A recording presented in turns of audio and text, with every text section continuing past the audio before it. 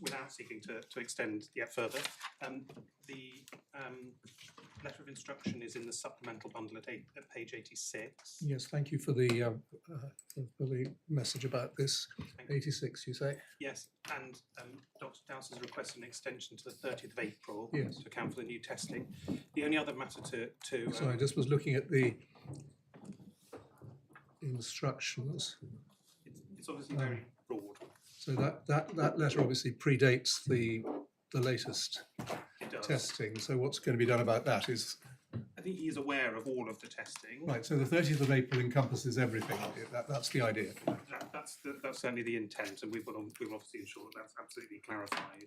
And he's certainly aware that the subsequent testing took place and was being asked to comment on the FTS testing in general. And so the later testing is obviously going to be pertinent to that. Yes. Well, obviously this is not our, in a sense, our business, but could I just advise that you each of you satisfy yourselves that Dr. Dowse's instructions are clearly up to date and effective for the issues as they now exist, and that his instructions, that you don't get something from him and then there's a dispute about what he was being asked to, absolutely. to do. The only other point to mention is that the grandmother and uncle have just flagged that they will need to make arrangements to collect the children. So if they need to leave pop out during at the some hearing, point. we quite understand. Thank you, my lord. All right. Yes, Mr. Miller.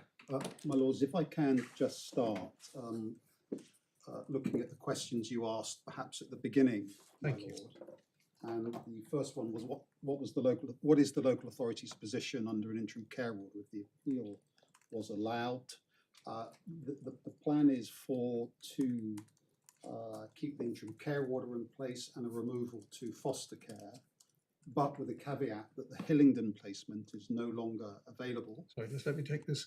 If the appeal is allowed and the judge's approval of removal is set aside.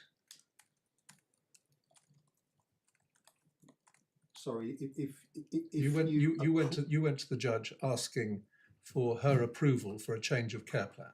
Yes. And that was granted. Yes. Right.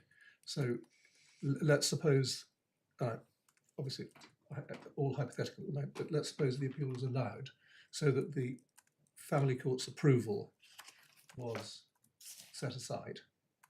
So you still then have a care plan.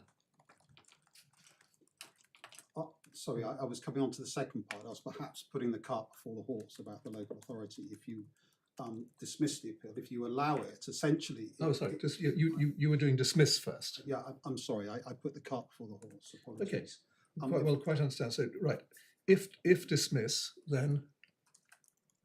We would seek to place back into foster care, but with the caveat that at the moment searches are ongoing and we haven't been able to identify a placement for all three.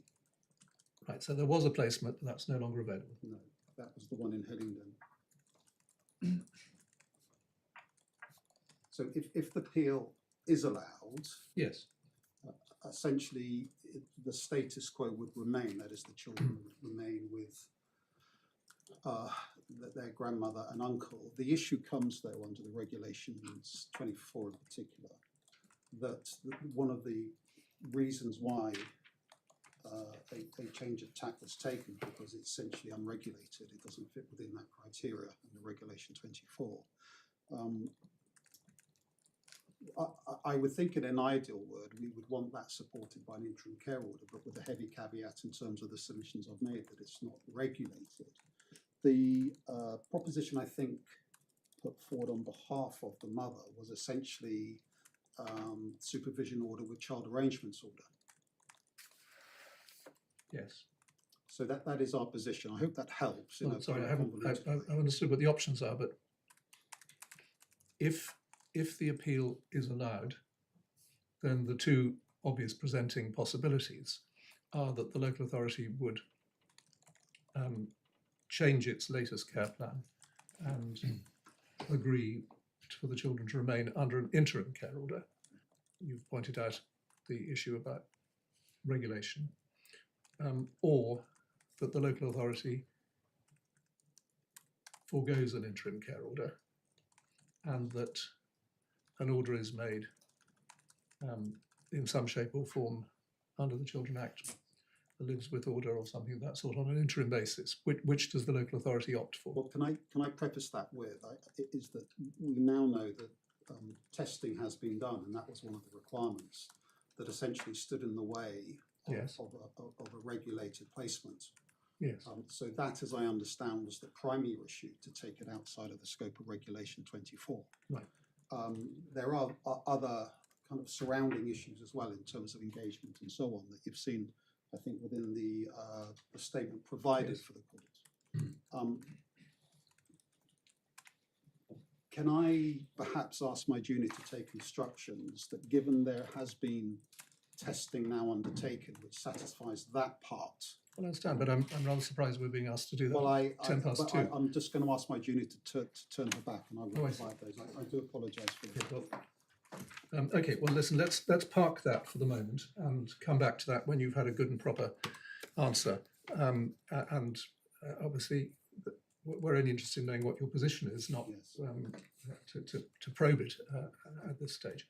So, shall we, if it's necessary for your junior to step outside at some point, then she's welcome to do so. But good, all right. The second question you asked, my lord, that it wasn't highlighted in the papers. Do we find any information about these children being asked? Yes. The simple answer is no. My instructions are that Child A, after that hearing. So when we say asked, it was asked about to throw any light on the test results, Yes. or to throw any light on whether they should go into foster care. Yes. The answer that came back from Child A relates to simply this, that she has said to the social worker she would want to remain with her siblings. But that was undertaken after the hearing before Judge Jacklin. So that was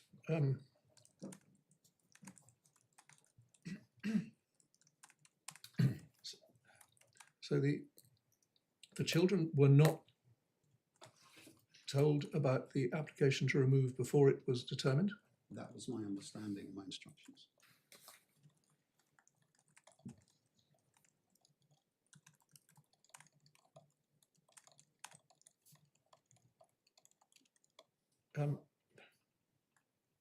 And was it known when the decision was taken that there would be an application for permission to appeal? So The decision is taken. I can't remember going back as to whether the judge was asked for permission to appeal or whether anybody was notified. she was asked for permission to appeal, which was refused on Yes. my understanding. Right. And then the application came in for the stay, followed by the. Well, that's right. But I'm trying to piece together. We're going to have evidence about this. It's just narrative. I understand that. But what the social worker then spoke to the children and told them for the first time that they were going to be removed. That is my understanding, yes, because the local authority at court, in discussion with Her Honour, we were conscious that term was ending and we didn't essentially want to disturb those last few days. It will give the children a chance to say goodbye to their friends, essentially, and then move to the Hillingdon placement. Right. So that was the primary reason for saying actually. And that happened later on the Tuesday. Yes. Thank you. Right. Well, did you want to? You've kindly given us information about that, but it's not a ground of appeal that's specifically mounted, but does seem, can I just say, very unusual if one was to take these three children, even two of them are 6 and 4, and one was 13. Not to have any knowledge of their views. Is there any particular reason why that was necessary in this case? I can perhaps see for the 13-year-old that in terms of the ages of the other two. Yes. But my instructions are clear that the children were not spoken to. I don't have any instructions about the reasons why that happened. Yes. And I don't want to start speculating or giving reasons why. Right.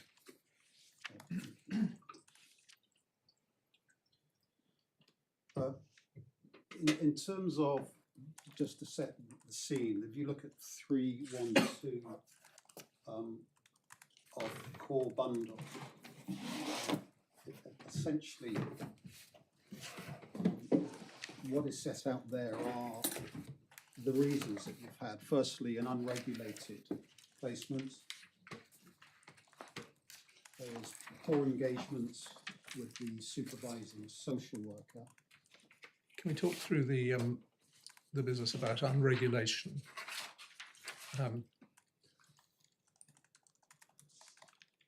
Take it in stages. The placement occurs in August, end of July, August, depending on which child we're talking about.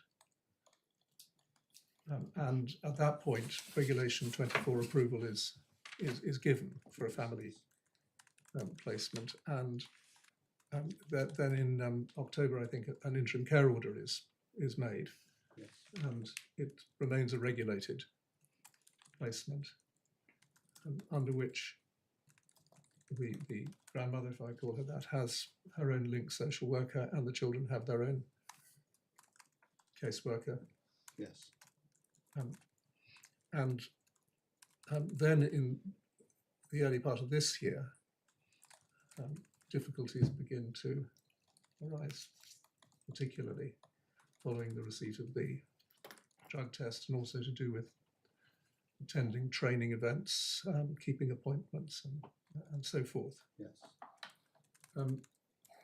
So now, what is the decision-making process that goes into making a placement that had been regulated, unregulated? How does that happen? Could you just remind us? Well, it's a number of matters that you'll find on that page. Just to check, I'm not asking you about why it is not considered to be regulated, but just what has to happen in practice for a placement that is considered to be supported and regulated to become unregulated. The issue comes about, my lord, in terms of the regulations, in that as a foster carer for the local authority, there are certain requirements within that. For example, allowing social workers to visit. Again, I don't think I've made myself clear enough. Sorry. That I'm not probing your reasons for wanting to change the status of the grandmother as a carer. I'm just asking what you did and when that led to this becoming, as it came to be described, an unregulated placement.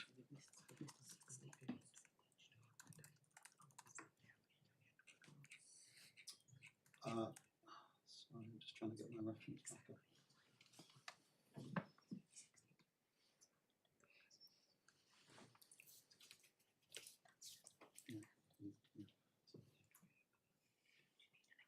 As I understand, when you look at Regulation 24, it's essentially temporary, 16 weeks.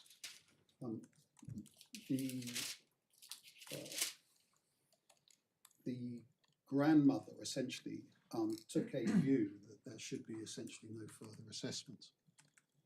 And that was I might say, an important issue for this local authority. Yes, but I can see that, but presumably, I mean, placements don't go from being regulated to unregulated just in thin air. There presumably has to be a decision maker who takes a decision that you are A, regulated, or then at a later date not regulated. I mean, we have in the chronology reference to the fact that on the 29th of February you issued an application for a hearing which led to all of this. And it was to deal with the fact that there hadn't been hair strand testing, there hadn't been commitment to further assessment, and that rendered the current placement unregulated. But what, I mean, as a simple question, on what date did it become unregulated and who made it so?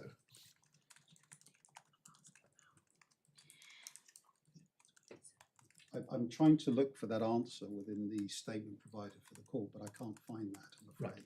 Right. And I haven't been able to find it in perhaps any of the other evidence that's within the court bundle. Right. So Well, apologies perhaps for not being able to answer. perhaps you could, within the next day or so,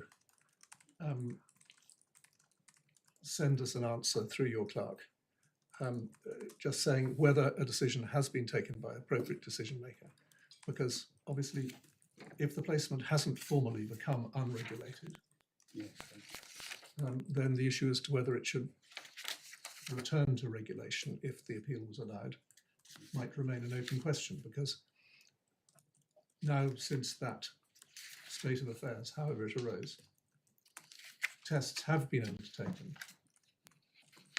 There is apparently, at least by some family members, a willingness to continue with the assessment.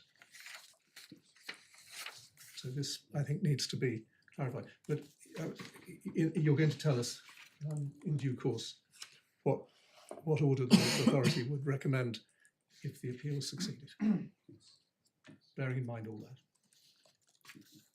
Sorry for being so opaque, my lord, but trying to, when the reading and the points you raised, I found it difficult for memory to find that type of evidence that you required. Okay, thank you. Can I turn to perhaps, as it were, the forensic what is at the heart of perhaps this case, and that is the drug testing that has come out. And I would respectfully submit that when you read the tests that have been provided, it's important to set that, as it were, in the, what I may say, the environmental context. For example, on the 29th of January, in respect of child A, you will find at 203. And this is essentially. Could you just tell us what the submission is about this? The tests show something. The tests do, in terms of cannabis, these findings are more likely than not to represent regular passive exposure, but they give a top context for that. Her exposure is likely to represent one or a combination of the following: regular exposure to others smoking and handling cannabis in a closed and poorly ventilated environment, to spending extended periods in environments contaminated with cannabis, 3, close body contact with regular users. Are we talking here about the first or the second tests? Those are the 29th of January tests of this year. Right, so they're the 29th of January tests. Yes. You'll see that at 203, and essentially it's replicated throughout those tests that have been done. So it's important to set what the environment was in terms of how the tester, or indeed the writer of the report, is explaining the drugs that they have found on the children. To take it broadly, that what you have is a continuum of drugs found on these children through the various drug testing, even post, especially in terms of child C, especially in terms of cannabis, which is, I think, high.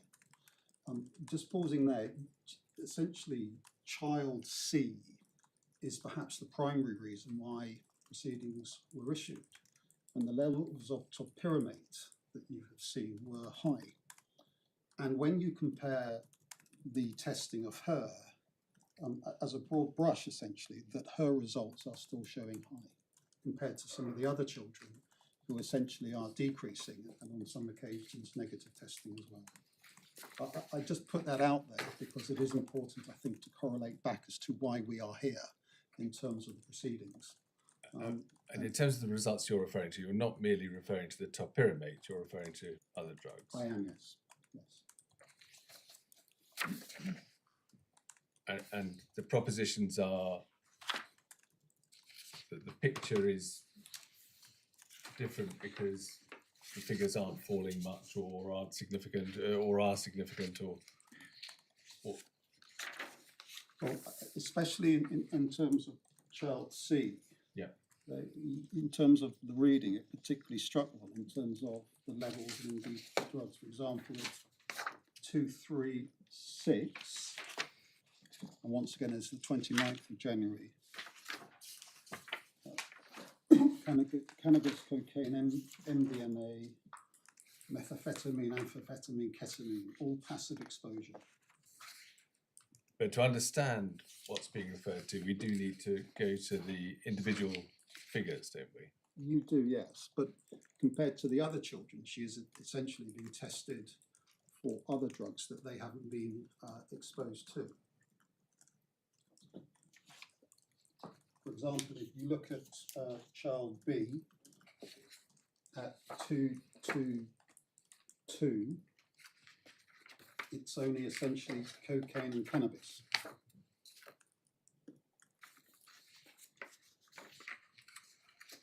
So there is a distinction to be made.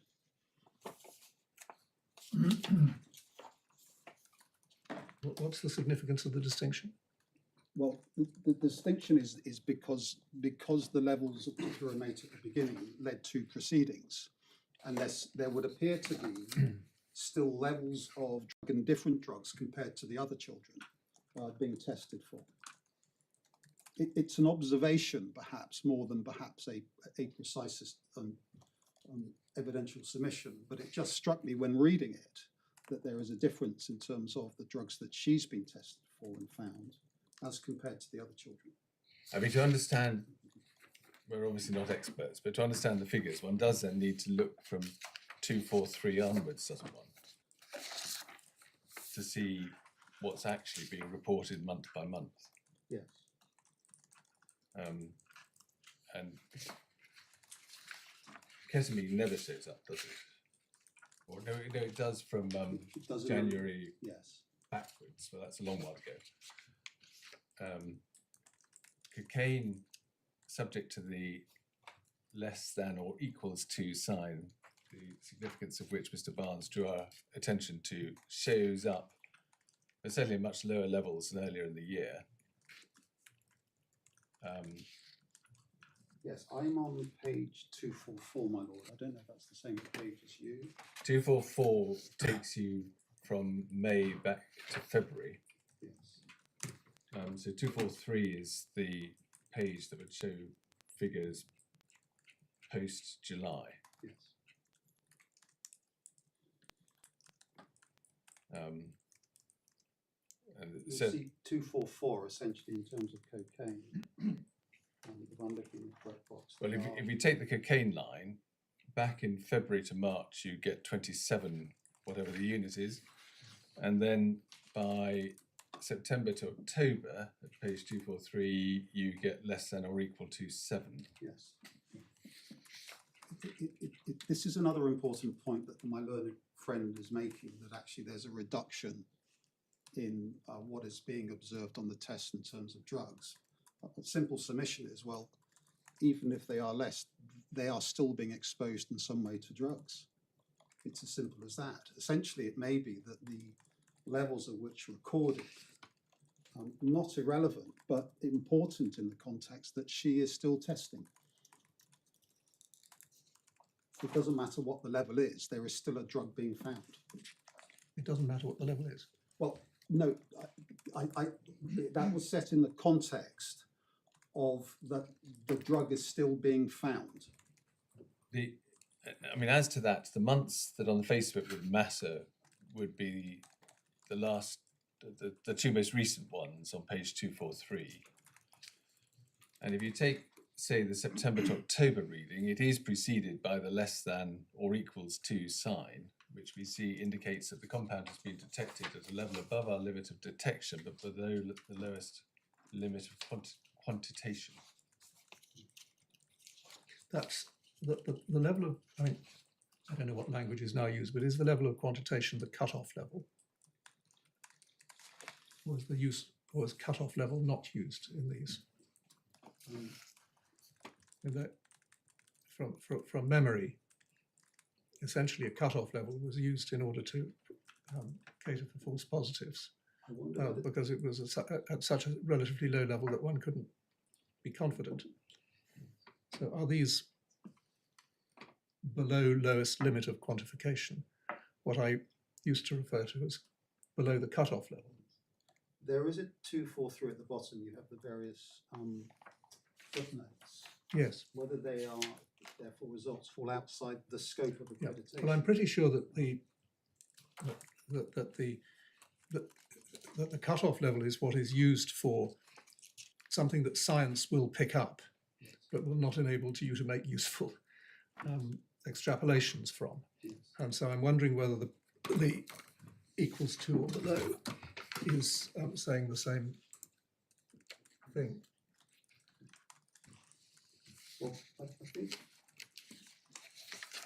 There's some information about this. I'm just looking in the DNA legal. See if there's anything in.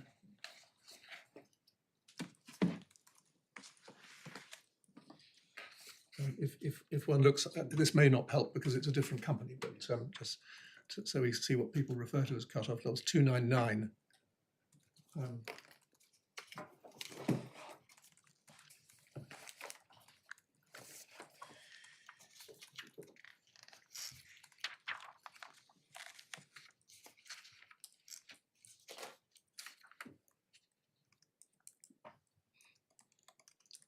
So paragraph 8.3, I hope you have that. I do. Yes, thank you. Well, I think that's saying what I.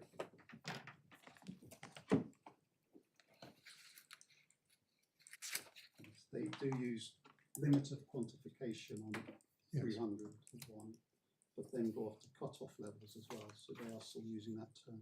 It may not, of course, the two organisations may not use the same language, but I think the cut-off level concept was pretty much embedded in at least the three providers that were involved in the H case, and so unless we're better informed, that may be. Can I just go If back? one then goes, sorry to talk over you, but if one then goes to 301, there's a further series of language, detected and positive. So that organisation at least treats detected as being below the calculated cut-off limit and positive as being over it. I mean, it just seems that saying with reference to data that appears on the face of it to be in this bracket, that doesn't matter what the level is. Can I? Is- That is- term I used was in the context of and perhaps I didn't explain when we before Judge Jacklin and how perhaps she would have been looking at these types of results to inform her decision. And she was very clear in her judgment in terms of, there's one part, she says, paragraph 8, these test results are alarming. So she was concerned about. Yes, I know, but that's the point you're seeking to prove. But I mean, if it's right, and I don't wish to assume that it is, but it seems possibly right, that these figures that were being used to suggest ongoing consumption in January, February, March were in any event pre-October, pre the end of October, and on the face of it, in very, very many cases, below the cut-off level, then the judge's conclusion is it must be undermined, mustn't it? Well, not necessarily, because she's got to look at the totality of the evidence as well, as you know, in terms of coming to her decision. But the totality of the evidence, on the face of it, goes the other way. What, specifically to the test results? No, the totality of the overall evidence. I mean, presumably your social worker goes into this house and find out whether the guardian does, the fostering social worker does, they may have had problems dealing with the family, but one of the problems doesn't appear to have been that there are signs of drug use. I accept that within the evidence. There is nothing in terms of social work visit where she recognises drugs within the property. Can I just on this point in terms of the social work evidence, back to 313. Yes.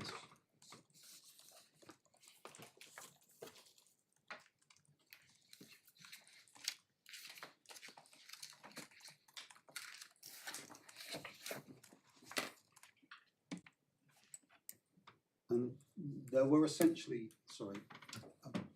you will see on that page under hair strand testing, there essentially were 3 visits and 3 opportunities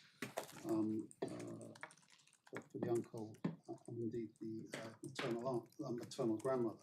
Firstly, 2nd of February, the social worker shared the hair strand results for the children and spoke to them about the reason for them undergoing a hair strand test. Both stated they did not want to participate in a hair strand test.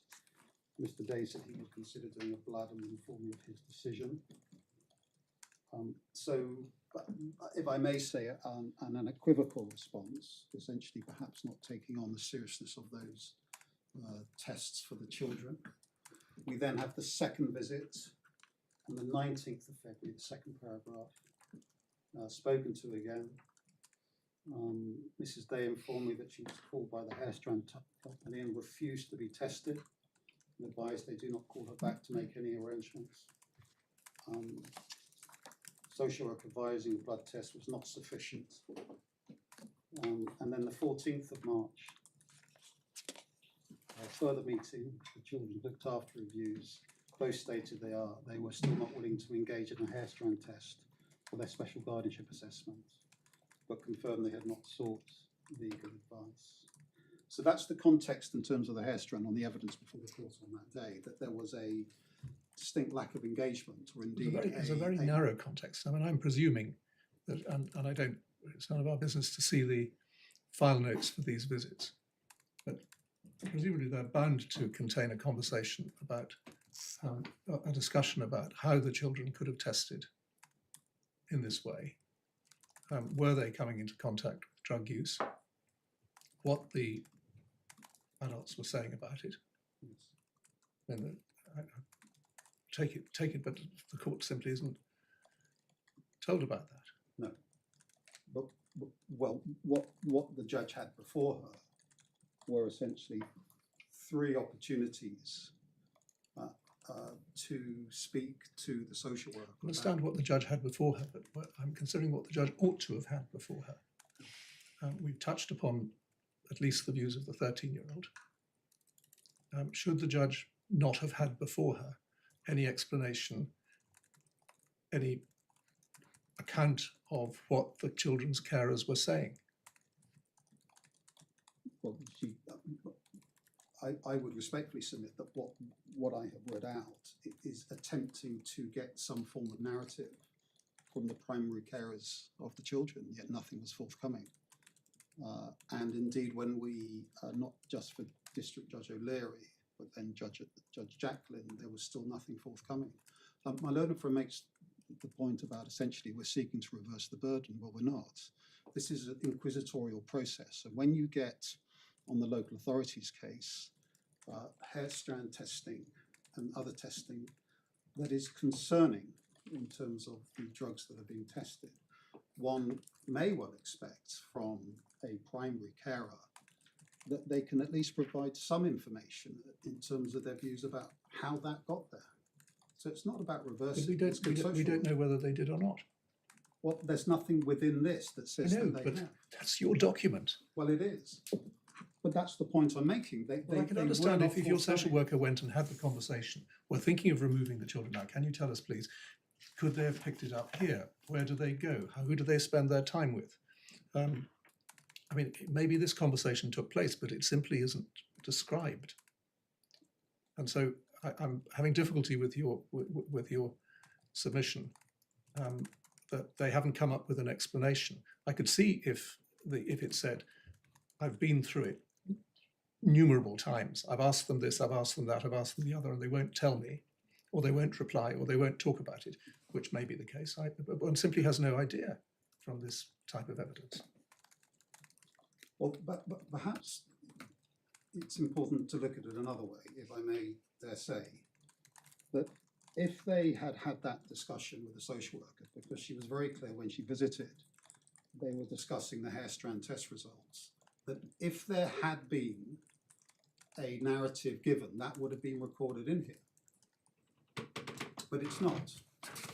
Well, my lord, essentially you can look at this two ways. Well, I'm looking at the 3 paragraphs, each of them lasting 4 to 5 lines of 3 visits, or 2 visits and a meeting, wherever that took place. Now, clearly, there was a great deal more said on those occasions than can be written in 4 lines. So, I take your point, but in terms of the Judge Jacklin, that was part of the evidential background that she was entitled to consider. yes. I don't think I can take that point any further, my lord.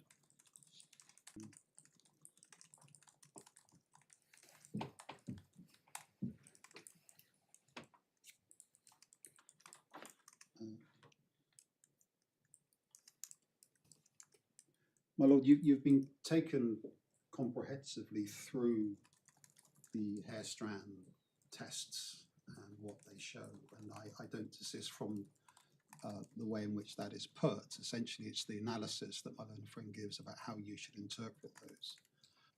But the point I've made is that even with the lower levels, they are still being exposed on those tests, on some of those tests for some of the children, to drugs. That's the simple fact about that. So I would say, in terms of that position and put forward to the courts for Her Honour Judge Jacklin, she was entitled to take a view in terms of the interim removal point. And actually, can it be elevated to a point where it crosses that threshold in terms of her saying, because of my concerns, and she does say that, these test results are alarming, paragraph 8. She was entitled then to move on to the removal point and say that actually now is the time to remove the children. My lord, unless there's anything specific on the chronology of the drug testing, I don't propose to say anything more about that, because as I said, my learned friend has set that out comprehensively in terms of how you view that in terms of Judge Jacklin's decision. What I would say that the way in which she, again, sorry, she quotes that cannot be seen to be wrong.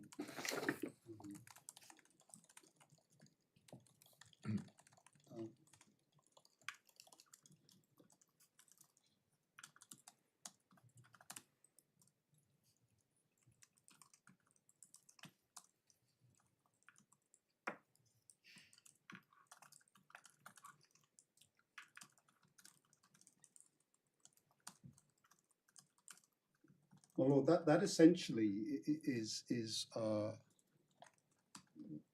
main plank of the local authority submissions at that hearing, and which was analysed, I would respectfully submit, within the judgment of paragraphs 5, 6, 7, and indeed the conclusions reached at paragraph 8.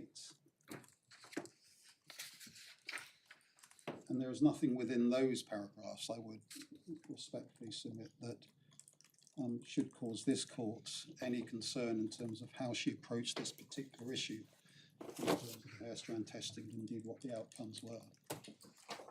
And I would respectfully submit that she would have looked at those and she would have recognised the various levels. And that is how she has reached her analysis in those particular paragraphs. The If issue you just is, look at paragraph sorry. 5 for a moment. The judge says the reports show that child A tested positive for such and such, child B, and so on. And she isn't there distinguishing between the different time periods. And in fact, if you look at the period post August, you don't find all these things showing up for all these children, do you? So might it be that for one reason or another, the judge has failed to appreciate that the picture shown in relation to the period post the move to the grandmother really didn't show such concern? I would have to accept that is a fair point. I don't think I can wriggle out of that one, if I may say, but we do know in terms of the admission of the new evidence that there is still particularly, shall see, there is still results being shown, but with no explanation.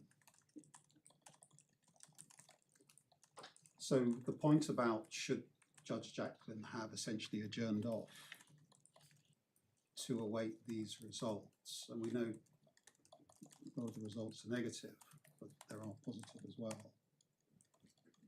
That essentially, I would respectfully submit, falls within her remit, because she saw this as so serious that removal had to be essentially on the local authorities case within a couple of days of her decision. And I respectfully submit that that can't be criticised. She did the balancing exercise, the balancing welfare exercise, essentially. The other point as well is in terms of what support, if anything, could the local authority put in place. And I made the submission, actually, that it's impossible to put essentially any support in, because we don't know where these are coming from. And essentially, it would be too onerous, perhaps financially, to provide 24/7 supervision within that property. It just wasn't sustainable. And Her Honour did make mention to that within her judgment as well. And you'll see that at paragraph 18, my lords. And it's the question: the local authority must inform the court of all available resources that might remove the need for separation. And paragraph 19 essentially reflects the submission I made, where she says it requires 24 hours a day supervision, and that is simply not tenable. So she has dealt, I would respectfully submit, squarely and fairly with that particular issue. While we're in that section of the judgment, Mr. Barnes suggested that passages in this part of the judgment indicated that the judge was under the misapprehension that the samples that had been tested on the children, which had produced the 29th January report, had been taken more recently than the 26th of October. And we see that from paragraph 16. We have these drug testing results that go back to January. Yes. We have 19. What the local authority says about that is that the hair strand results from January indicate ongoing exposure.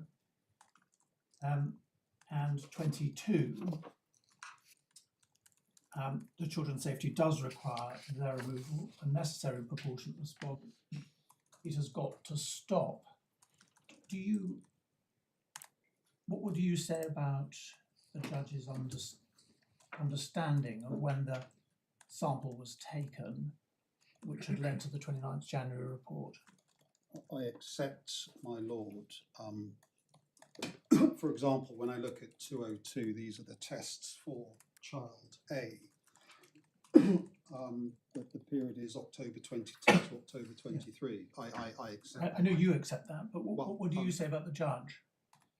I would have to say that she would have had to take account of that particular timeline.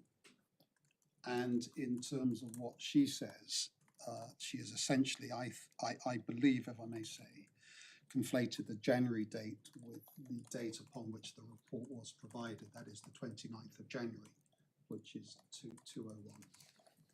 So I don't think I can take my submissions any further and perhaps have to accept that that date is erroneous. Effectively, it is a mismatch. It's the date of the report, not the date of the testing. And the judge didn't fully appreciate that the sample had been taken 2 or 3 months earlier. Is that right? Well, it may be safe to assume that she would have read that report, but whether she had effectively, when I say forensically noticed the difference in the date for the testing to when the report was made, what this would seem to suggest is that she perhaps got the date wrong. I think I have to be fair to this court and indeed the children in terms of making that submission. There's also, nobody appears to have particularly alighted on another curious feature, which is that by the time the matter came before the judge, the mother had provided samples. And although the time when the children's results were on even a fairly high-level examination, much higher when they were in her care, the mother herself did not test positive.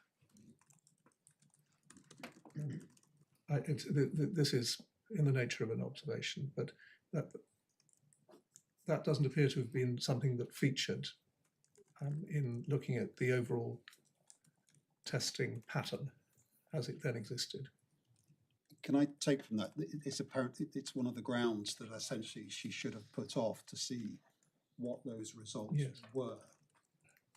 Well, I think if I'm remembering correctly, the mother's results were known by the time before the judge. It's the grandmother and the uncle that were not known at that stage. So yes, And so they came in very late to be considered. they were March results, weren't they? 14, thank you. 14, sure. So I was really looking for correction if I've misunderstood this. That was another piece of information, but it doesn't seem to have either featured very much in the submissions made to the judge or indeed in her own analysis. If I may say, my lord, the submissions that perhaps I was making was focusing on the grandmother and indeed the uncle, because essentially that's where their care had been since the end of July, beginning of August. It is an important, but if I may say, a smaller point than the focus within that hearing on the grandmother and the uncle as well. But I don't desist from the point that actually there's perhaps no analysis of that point about the mother. Just as it happens, I appreciate this was a short hearing conducted at short notice. Yes. Can I insist on any other point, my lord? Well, you've taken matters up until the hearing before the judge, but I don't think you've said anything specific in relation to the subsequent tests of the children, which appear to show to varying degrees some continuing exposure to cannabis. Yes. In some cases, but don't corroborate the earlier results if those were taken to show exposure to Class A drugs. I agree. And so the issue was essentially cannabis, as I understood from Well, notes. 16. I think maybe 62.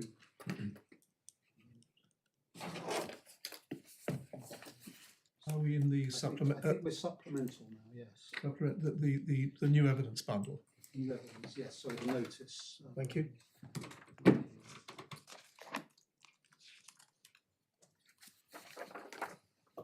Right, so this refers to child C. Yes, well, it may be if we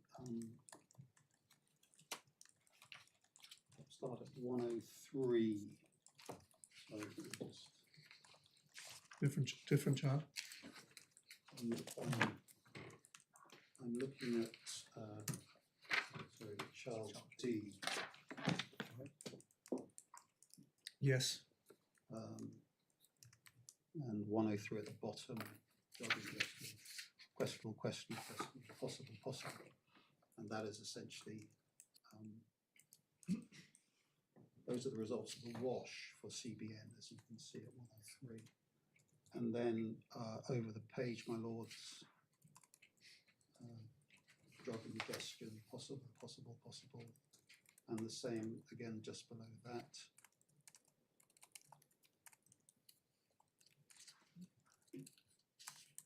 And if you look at 106, my lords, the analysis given in terms of opinion,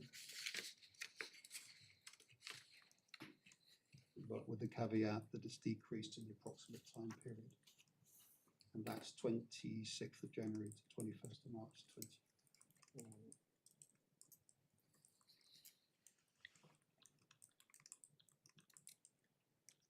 And then essentially the technical data, my lords, 110 onwards.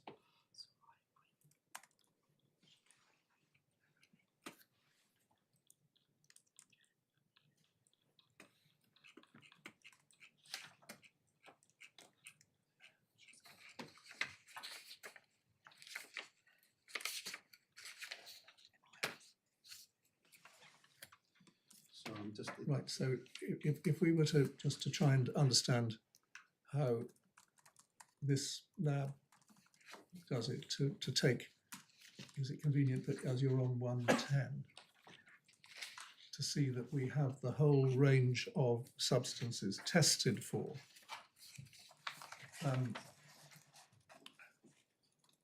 And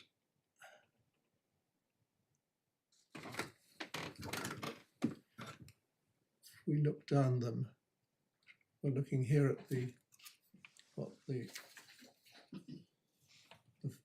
20th of February to 21st of March on this page. So that's the most recent period, just running up to the hearing. Yeah. And the only positive results are in the cannabis this one. area, and I'm looking to see what we've got the cut-offs on the right. What then confuses me, where I haven't done this as well as I might have done. If you go back to 104, you see those same figures, I think. At 110, you get less than 1.02 and 0.49. Yes. And you get those again at 104. But that obviously isn't the totality of all of the results for that period, because if you go back to 103, you get different figures for that period. I think that symbol is greater than, and the table then provides Greater, you've got right, it's greater than. and so I think the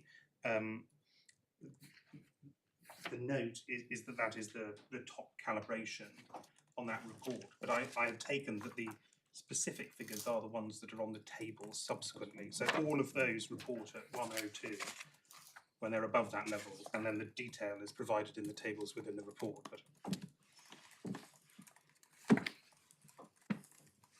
Sorry, I'm being stupid, but could you just help me some more?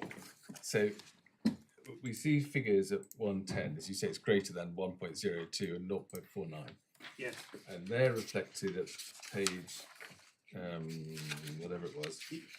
you'll see, for example, where it's below without the greater than symbol. Yes. So at the bottom of 104, Yes. my lord will see the 0.49 result. Yes.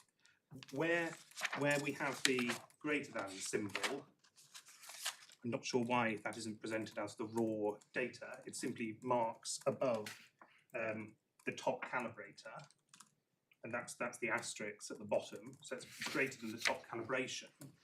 But then they do seem to extract the actual number, because in relation to CBN, the cannabinol, which is greater than 1.02, you then see the raw number at 2.94 on the table at the bottom of page 103. So that was why I took my lords to that table, because that shows the And- it seems to show the precise quantities.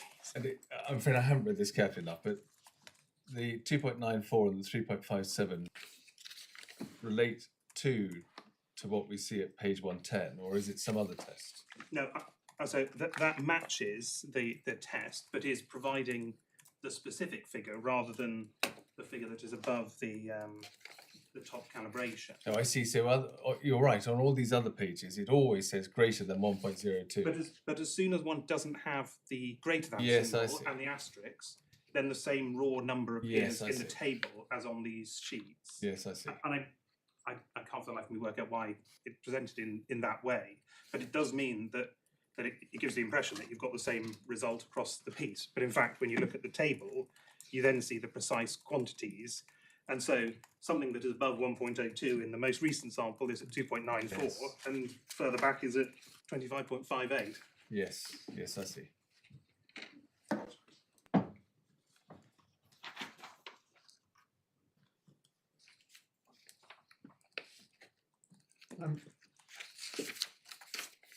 The thing, I mean, can I just ask for your observation on this? Obviously, if we admit the fresh evidence, then we're bound to ask ourselves what would the judge have made of this if she'd had the same picture as we've now been able to see. Would it be the local authority's case that, to take child D, who we're looking at the moment on page 110,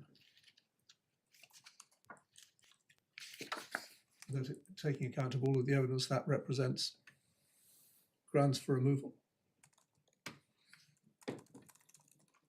Well, I think respectfully, it's got to be a broader question. It's not specific to the date at which that test.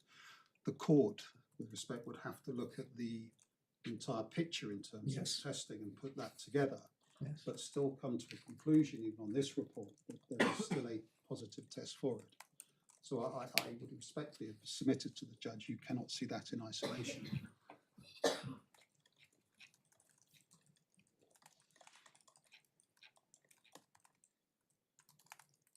But let's then take it as you've described and look at the run of results for child D. Can't take the child in isolation, but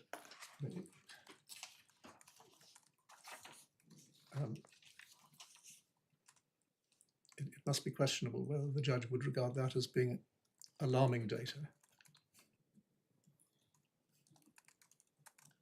I don't think I can go so far as make that submission and support alarming, but it's part of a, if I may say, the white canvas that she should have been engaged in.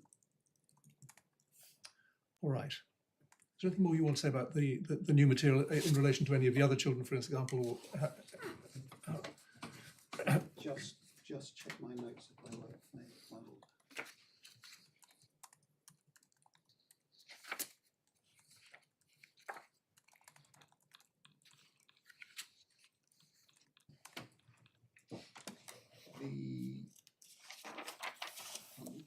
My earlier submission, and in terms of child C, my lord, I think I'm looking at page 57.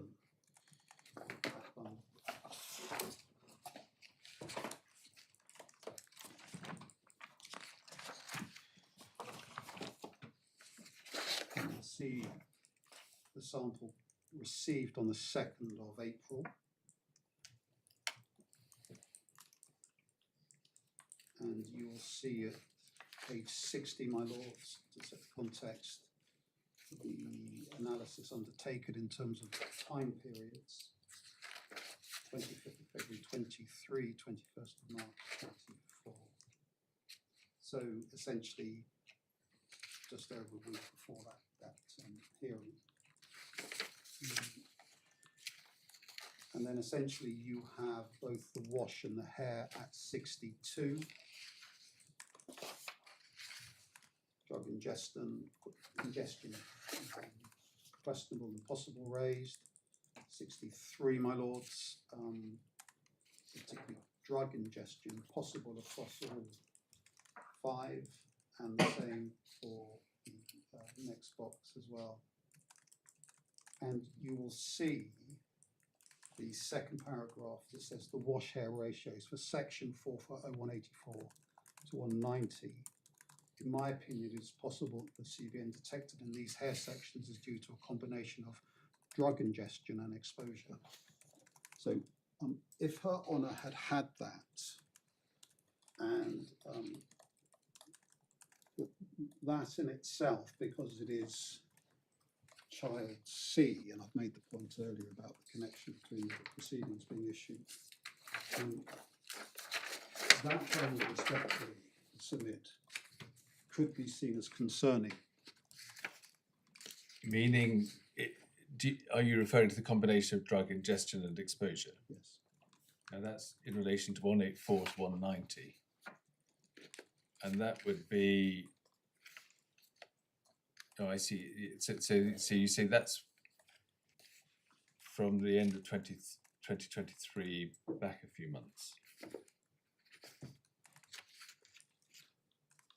Well, the date, it was the 21st of March, was essentially the last date in which you'll see that at page 60, my lord, in terms of the time frame. So that's 181. Then January to February is 182. 183 is December to January. So 184, 185, 186, 187, I'm not sure how many of them, they would be in the period after the move to the grandmother. Yes, I see.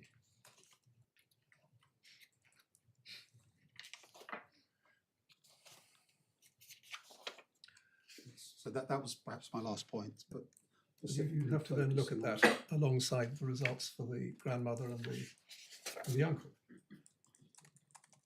don't you?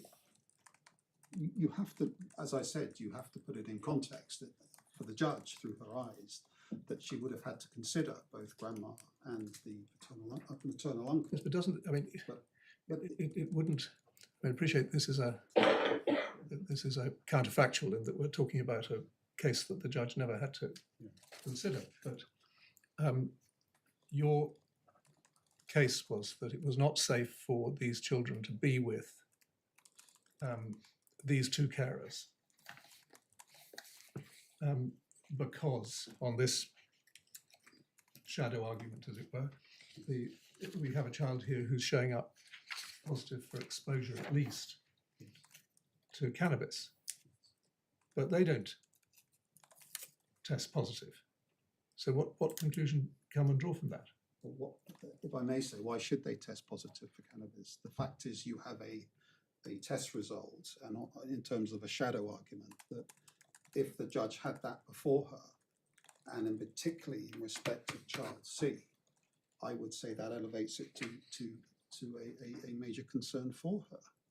Well, I know, but it doesn't. One can't just say something's a concern. Use one's thinking about this.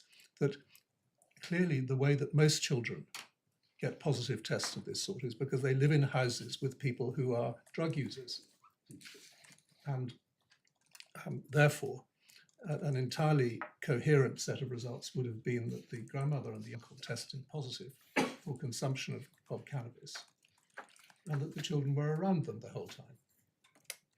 But you don't get that, which suggests I that think we have to avoid perhaps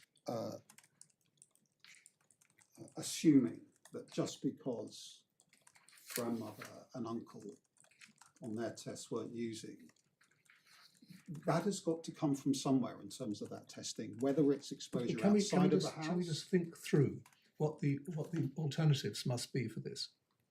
That one alternative before the grandmother and uncle were tested was the obvious one, that they were drug users and that the children were being affected. That doesn't seem to be established on evidence by the tests of the grandmother. Another is that they're the sort of people who allow people to come into their house and use drugs, and that the children have got affected by that. in that case, why are they not affected by it? Another is that the children are left unsupervised in other places with people who are drug users. But there doesn't seem to have been any analysis of that. And if so, where are they being left? And how can they be left somewhere whereas the adults themselves don't show positive? I agree it's very perplexing, but it's not enough surely just to say it's concerning. Well, going back to basics, essentially that it would be helpful for some explanation being given by primary carers. And I've made this point in terms of the inquisitorial process, but we don't have that. Within this court, we don't know what they've been asked. We don't, but we must avoid assumptions with respect, my lord, in terms of what if this or what if that. What we have essentially. That's the whole exercise for the court to carry out, is a what if this and what if that. That's what it's there for. But it's still the fact that she is testing positive, irrespective of any explanation being given. We're perhaps going around in circles. All right. Can I assist on any other points?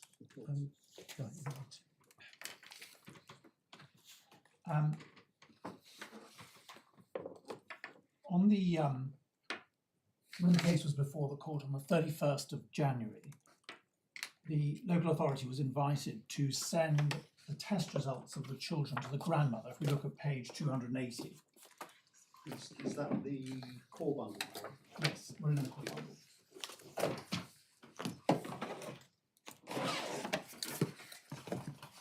I think we'll see that 280. A paragraph.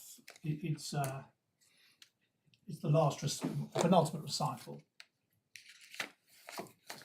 The children's guardian was to invite the court to order the London Borough of Lambeth to send the maternal grandmother and so on test results. Can you help me with this? Was that exercise ever undertaken? It was. I made reference earlier. It's the 2nd of February. The social worker visited and shared those. Well, there is a distinction. I understand that. That was part of the reason I asked, because that doesn't in fact tell me that the documents were sent, but that perhaps the information was, to use the social work word, shared, which might have been just simply an oral account. No, I've just turned my back. Thank you.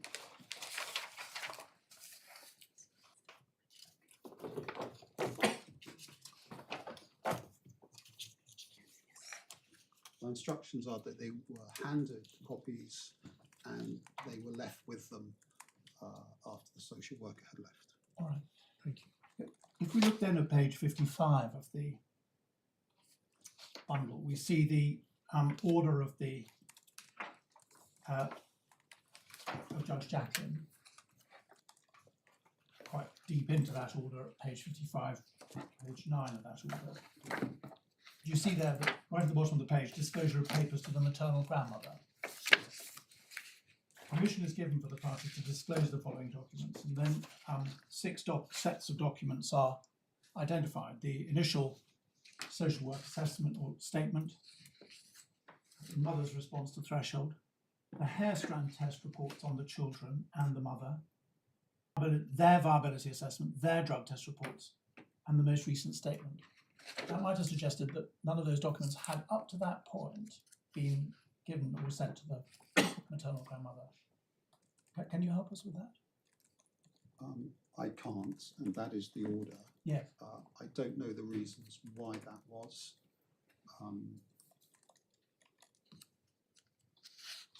Could I respectfully say, picking up my lordship's point, that we could get those instructions and get our clerk to email you through that? Well, it may very well be that that was, as it were, creating a handy clip of documents for the solicitor, knowing so that they would know what to advise about. But yes, it's hard to know what to make of that.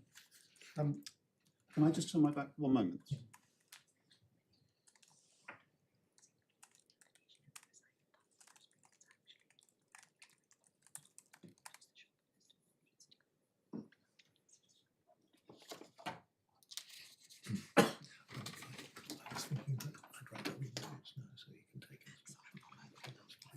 we let it go tomorrow. Thank you. Can I just take the point that with your permission, we can put that in an email for you and take instructions on each document that Oh, sets right. out their manual. And when the grandmother. Yes, thank you. I'm going to suggest we rise now. Good. Well, thank you, Mr. Miller.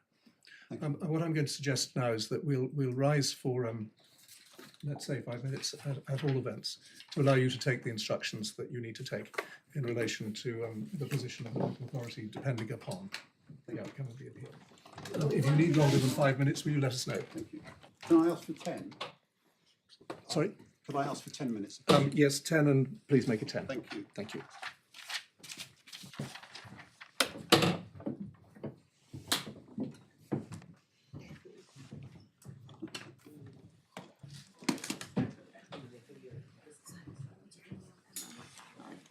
Yeah, let's just take instructions as well. So take some instructions.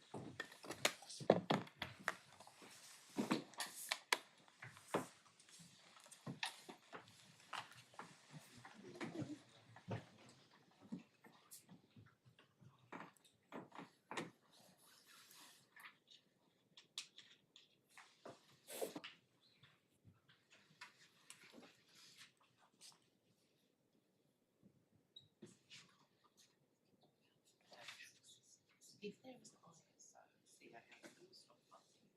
Oh, yeah. I think it's fine.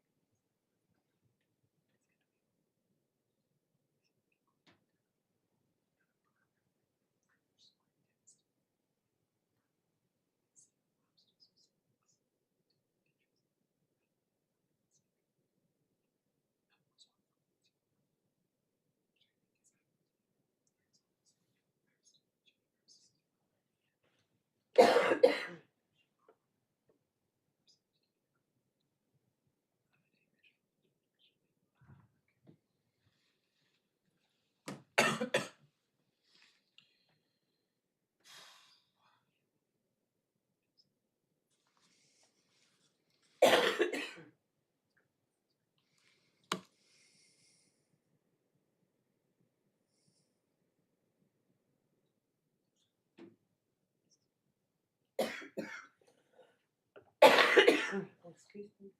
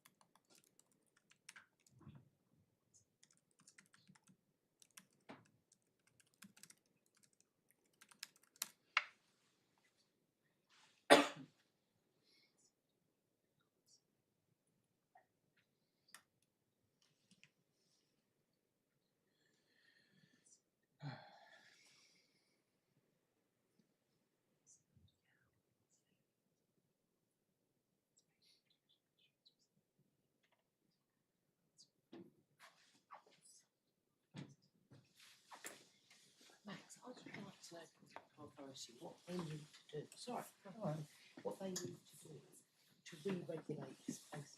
DBS checks that's the house as usual. That's, they've had the, It's essentially the restart of regulation 16 period. We could do yeah, that. 20. But-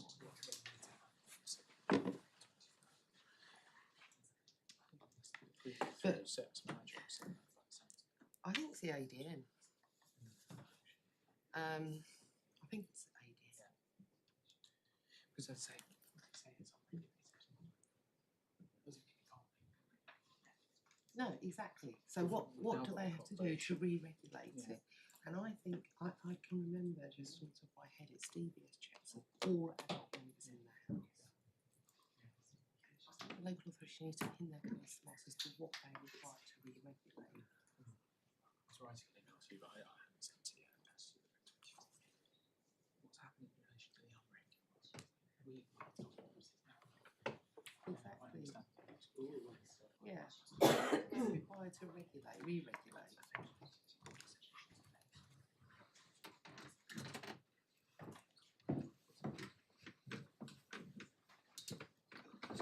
We need to know that. Because that depends on what order we get to agree to. If they judge a court stuff, because we want an ICO because it's proportionate to the risk. Yes. Plus, it would happen, say, And the only way we can agree to that is if it's re-regulated. So we do have to go with that. We need to know from them exactly what how they need to, what requirements they are going to need to re-regulate. just off my quick thing, chronology, it would have had to be extended a bit. Right. So, what's that done? Yeah. If so, Exactly. And what? Exactly. What's it warmer? Oh, thank God! Is it a bit warmer? Because I was freezing. My nose went You cold. don't have real control of the heat, but I thought I'd turn the air off. Sorry. It is, but because the only way we can agree an ICO is if it is regulated. CAFCAS cannot agree on a regulated basis. It is an in principle decision, but certainly if they're going to stay at home, which we've always preferred if there is clarity on this drugs issue. As Len said, we've got no issue with the care that Uncle Hughes, it's his big. She does, if there is exposed. Yeah, exactly. Exactly. And there's that big question mark. How? It's not one trick pony. It's a case of why are they being exposed? Why And is this not how? being explored? How when all the adults are clean, including mum?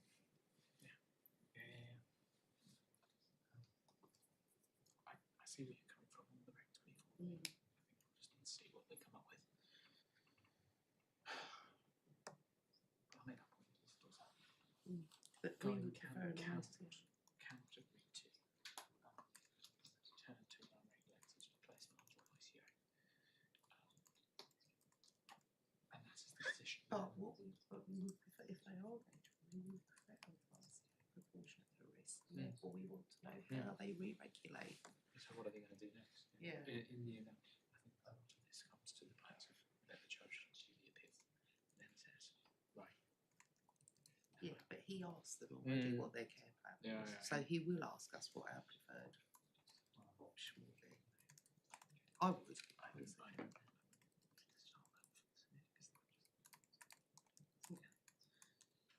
Stop being what it's not. It's not strong.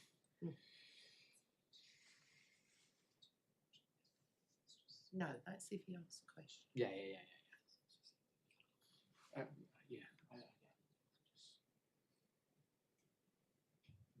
let's see what science come up with.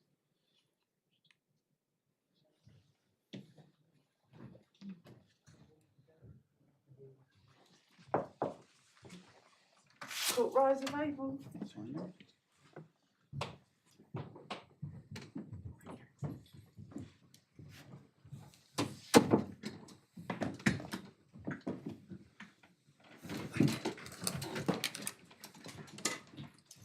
Yes, Mr. Miller. Thank you for the time, my lords. Not at all. Just dealing with the Regulation 24. Yes. That was granted on the 5th of December 2023, and the 16 weeks had expired on the 26th of March 2024.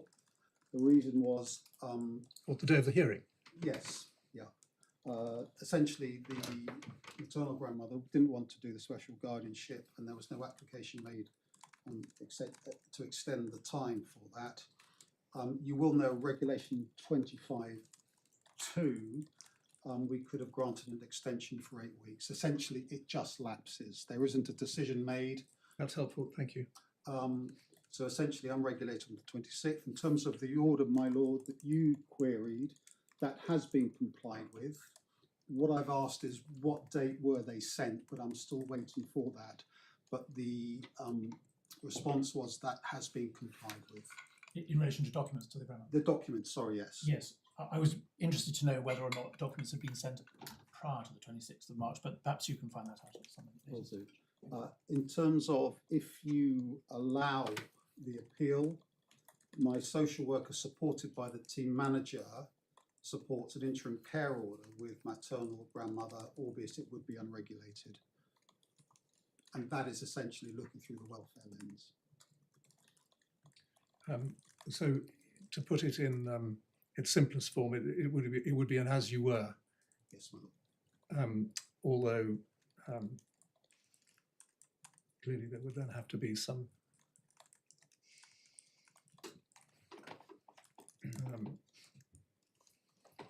good efforts towards proper assessment at that point. Otherwise, the same situation is going to recur. That's very helpful. Thank you very much. Can I assist on any other point? I don't think so. No, thank you, Mr. Miller. Yes, Mr. Melser. First of all, my lord, on behalf of the Guardian, Miss Coker-Thompson, you will have seen that she was sitting behind us earlier today. Unfortunately, she's not been feeling well for the past few days or so, and it might be a bit longer than that. And so, through communications I have with her via email, I said to her, if indeed you're not feeling so well, you should leave the court. She means no disrespect whatsoever. Quite understand. We're I keeping her in the loop. hope she recovers very soon. I'm very grateful. If I can just start by making it clear as to what Miss Coker-Thompson's position is currently, having heard the submissions of my learned friends.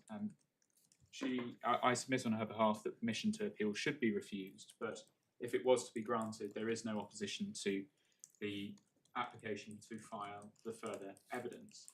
But it is Miss Coker-Thompson's position that the children should remain separated from the care of the maternal grandmother and the maternal uncle. When you say remain separated, It should be separated, to be clear. Apologies. From the right, maternal grandmother. because child B is with his father. Yes, so child B is not subject to this appeal.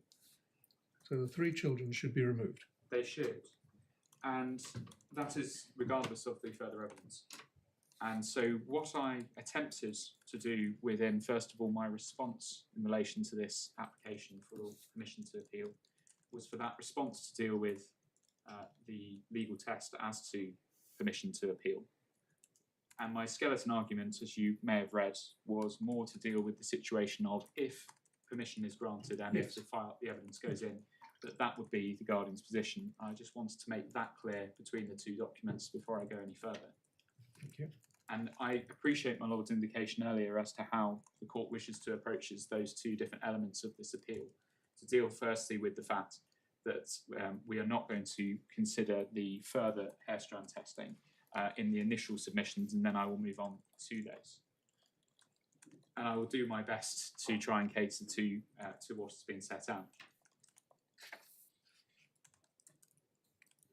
In terms of the chronology that was provided by the appellant, my Lord, just turning to that. It's right at the end of the bundle at 353.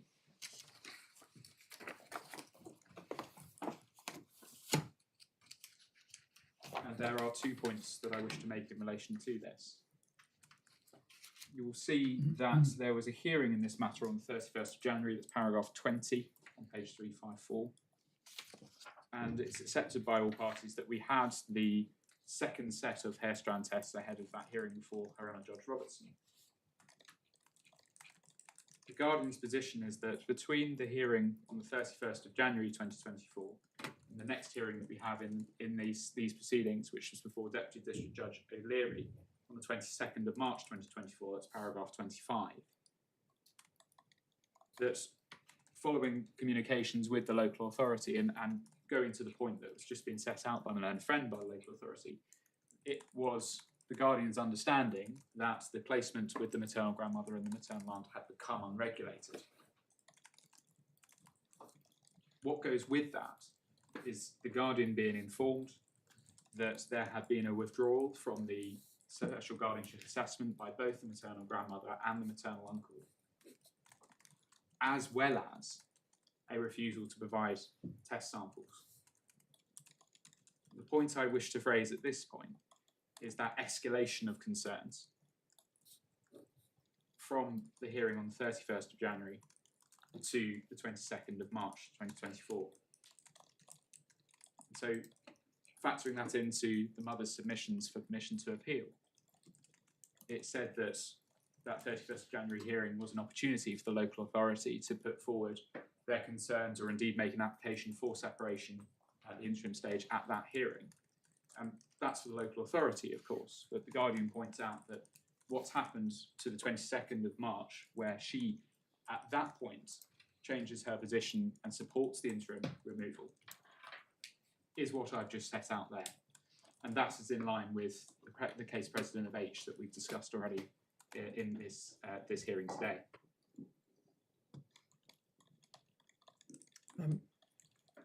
Yes, the Guardian, these proceedings were issued on the 20th of September of last year, and the Guardian will have been very swiftly appointed, because by the time the matter came in front of Judge Harris in October, she was in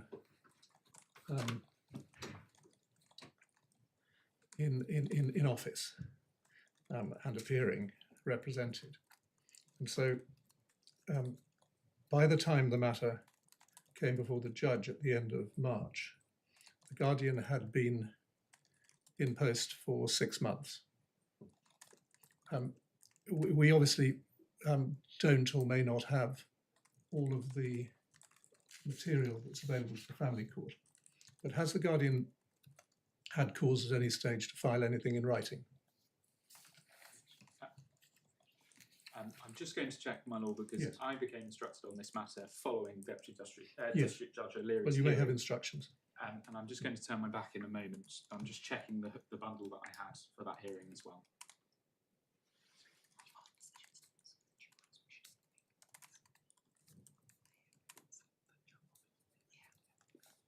I'm very grateful to Ms Mahmood, who informed me that ahead of the Judge Robertson hearing, so the end of January 2024, there was a position statement filed which explicitly set out the wishes and feelings of the children at that time.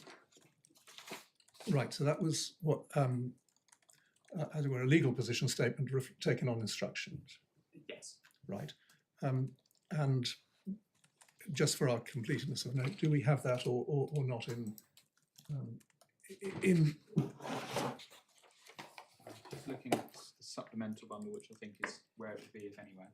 We have the position statement of the Guardian for the 14th, dated 14th December. Page 22 of that supplemental.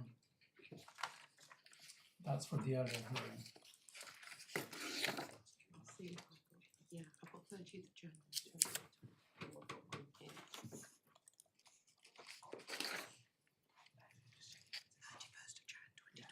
Again, I'm grateful to Ms Mahmood, who's just shown me the front page of the one for that hearing with Judge Robertson.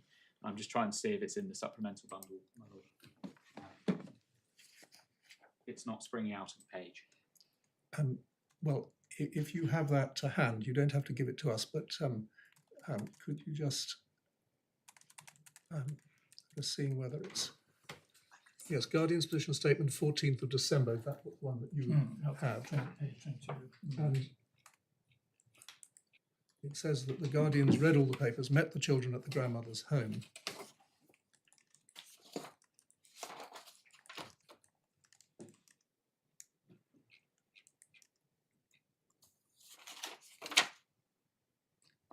And anyhow, at that stage, there was no suggestion that the placement should be, other than sustained. In fact, it was suggested it ought to be improved and supported. To the contrary, Miss Coker-Thompson was very clear in her views earlier on in these proceedings that Yes. she wanted the children to be. Well, you appreciate what I'm trying to probe is what it was. I mean, you put it as an escalation of concerns, but we know that the children were seen before the 14th of December hearing, and I think you've just mentioned that there was another. Is there a further meeting with the children before the January hearing? We were just discussing whether there was any position statements or similar. There was one for the Judge Robertson hearing, but I can tell the court that the Guardian and Miss Mahmood did meet with the children at the end of January 2024. So Yes. I take that to be just before that Judge Robertson hearing. Right. So And then, and was that in the context of a removal situation, or No. or was just a continuation of the December? Exactly that, to get an updated position of the children's wishes and feelings, as per the Guardian's duties in this case. Yeah. And the Guardian did have her last visit to the children at the end of February 2024. So I appreciate, Your Honour, about 3 weeks or so at its earliest prior to that Deputy District Judge O'Leary hearing, but nonetheless continuing visits. Right, but there's no record of that was in the possession of the parties or the court. I mean, I'm asking rather than Yes. saying I haven't seen one. I have that. It's a case of it's come through updated instructions ahead of drafting the position statement for the hearings. Right. So what was the at the end of February? Date in February? Unfortunately, I No, don't okay, have the end of specific date. February, My own apologies. And what was the gist of that? At end of February 2024 was again there wasn't anything in terms of basic care that was concerning. There was nothing that the children had said that was concerning. But the concern, which, as I say, I call it the escalation, is more from the conduct of the maternal grandmother and the maternal uncle, rather than the presentation. Yeah, I can see that that's vexing, but just thinking about it from the point of view of the children, what we've been told is that the children were represented before the judge on the question of their removal without any of them knowing that it was an issue. Yes. Can that be right? So the children C and D are 4 years old, and let me make sure I get this entirely right. Yeah, 4 and 6. 4 and 6. I'm very grateful, and I'm sure the court will appreciate, given their ages, that competency is not an issue in relation to children C and D. I'm not talking about competence. As to whether they've been asked about it, no. No, they haven't well, been asked about it. let's leave it for the younger children. But child A, Child A is more complex, clearly. well, it might either be called more complex or more simple. Well, the position as it was when we came to the hearing in front of Her Honour Judge Jacklin KC was that Child A was not competent to give separate instructions. But that doesn't disapply section 1(3) of the Children Act. But Miss Coker-Thompson was of the view that at that point was able to put forward to the court what was in the best interest of all three of these children.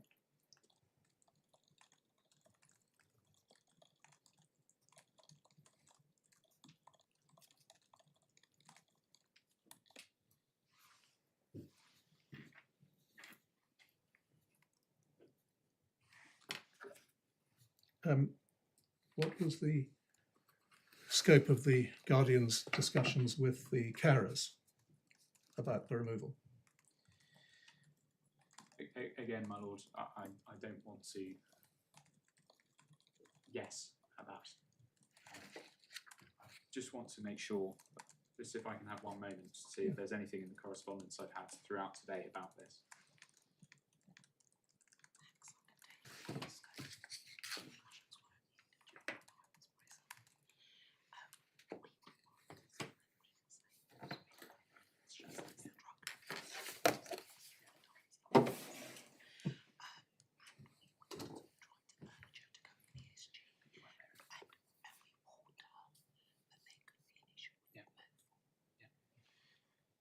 Certainly, my lord, I can inform the court as to the discussions that took place at the end of January of 2024.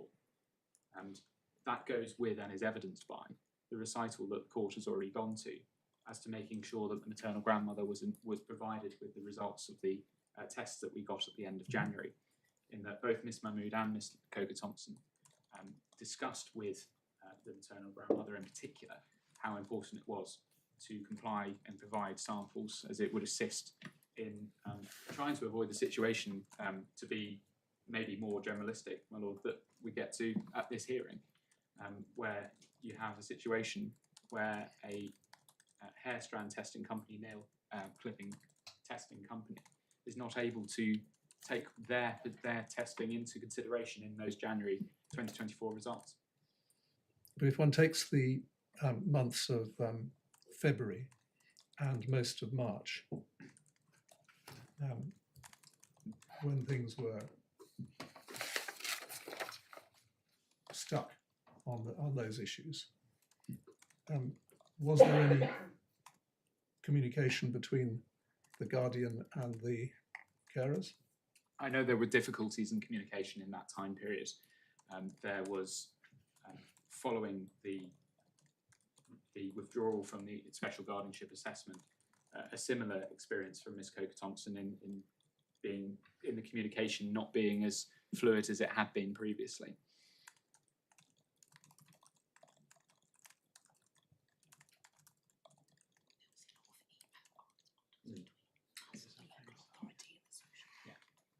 Right.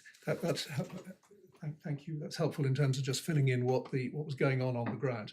Now back to you for your presentation. Again, just to be clear, I'm just going through at this point what the situation was prior to the new evidence coming in. Understand. The escalation that I mentioned goes into Ms. Coker-Thompson's change of position by the time we get to Deputy Judge O'Leary's hearing. And that brings me to the conclusions of the hair strand testing and nail sample testing. At that point, and I recall saying similar in terms of submissions to Her Honour Judge Jacklin KC, the evidence of the hair strand test was what the court had, and it has to take the case as it found it. That doesn't mean, of course, you don't analyse these hair strand test results, but the court's already mentioned the amount of time that we had to go through this. But my submission on behalf of Ms. Coker-Thompson is slightly repetitive in that we weren't just considering these hair strand tests alone. The hair strand tests were, as Her Honour's Judge Jacklin said in her judgment, alarming, but it's the point of alarming put with the fact that you've had this lack of cooperation. And as we were informed by local authority, it became an unregulated placement. Ms. Coker-Thompson just could not support this position any further, not just because of the hair strand test results, but because of the context in particular for these children. The court is very aware of the reason for why these 4 children, as it was at that time, were removed from the mother's care into the maternal grandmother's care because of 2 incidences where child C had ended up in hospital from exposure at the very least to topiramate, this prescribed drug.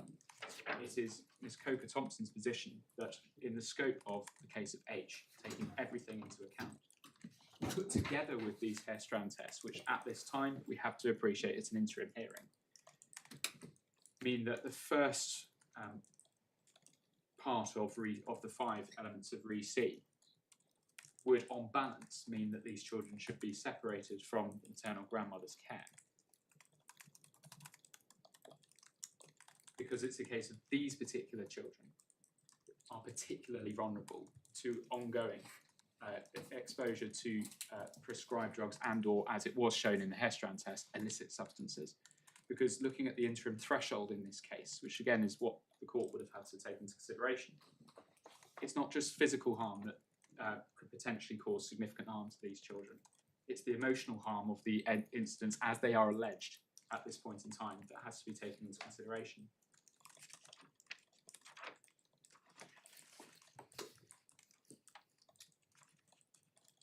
But also, when it comes to the chronology that I took the court to previously, is not particularly clear, although it seems to have crystallised perhaps in these proceedings, is when it was that maternal grandmother actually said that she was going to provide the sample that we now have. For the purposes of this first part of my submissions, it was not until after Her Honour Judge Jacklin KC's judgment that she agreed to provide this sample. I don't believe that that is disputed by either of my learned friends, but I wish to make that clear. So at that time, Ms. Coker-Thompson and indeed the court had to take that into consideration, albeit I appreciate that it is not a hair strand test that was directed. In the case of it might not be that the court can make an adverse inference as it would do in that situation. It's a consideration that can come under the case of H and looking at all the circumstances in this case. One of the other disadvantages the judge had was that the grandmother wasn't present. Yes. Did that not really speak for a hearing at which she was? I know she was at the previous hearing before Deputy District Judge O'Leary, Yeah. and I wasn't present at that hearing, but I look at the recitals, which again the court's been to already, where she was clear as it could be, that she was not going to provide any sample.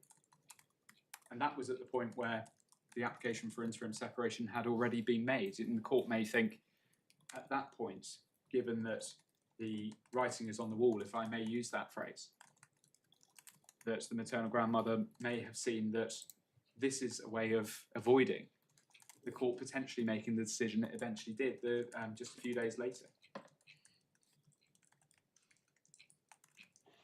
Can I just pick up a point you made there? The application which the local authority made on the 29th of February doesn't in fact say that they wish to remove the children from the care of the grandmother. It simply speaks of, let's have a look at its directive, but it doesn't in any event speak of removal.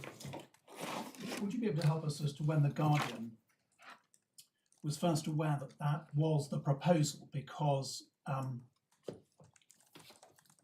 by the time of the hearing before Deputy District Judge O'Leary, it was clear that that was the plan. I'm interested to know when the Guardian knew it was the plan.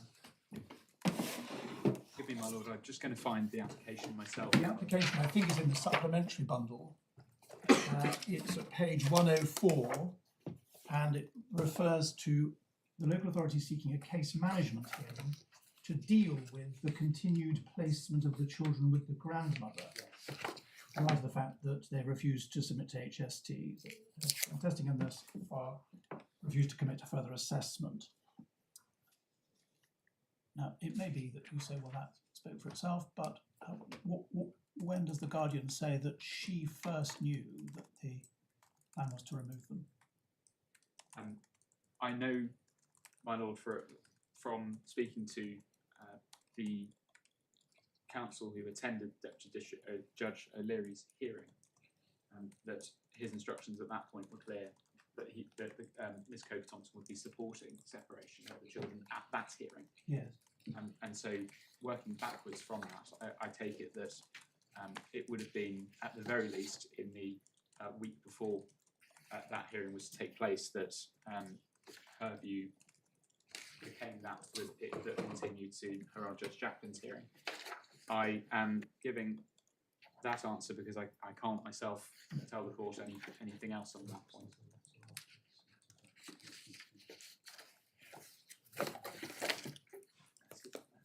That's gone to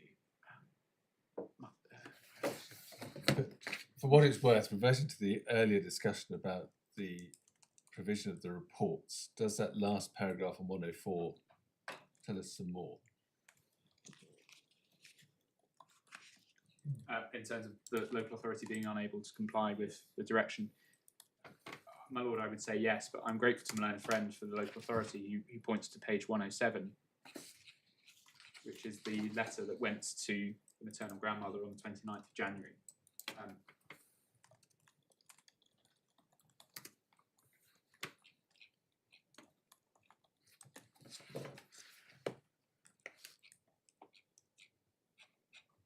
You can see in the largest of those paragraphs, the second sentence of it, if you decline to be assessed further, the local authority may ask the court to approve the removal of the children from your care.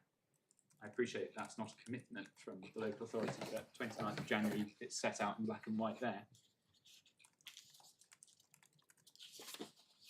Is the date right? Presumably it's a month out, is it? sorry, it says it's dated the 29th of No, January. I can't speak for When that. it refers to the first paragraph, it refers to the order on the 31st of January. So it looks that's probably wrong. I would imagine so, my lord. I can't speak for the Yeah. document. Apologies.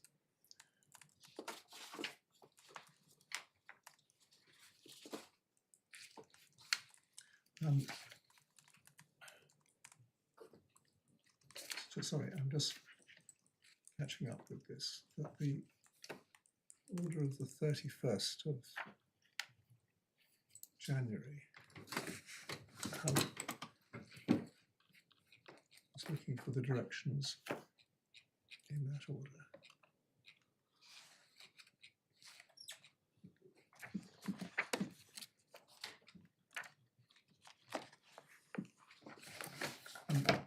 You may be able to find it more easily than.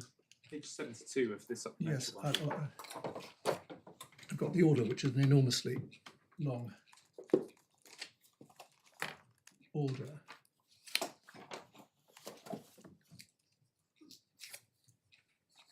And I'm looking for the directions for attendance.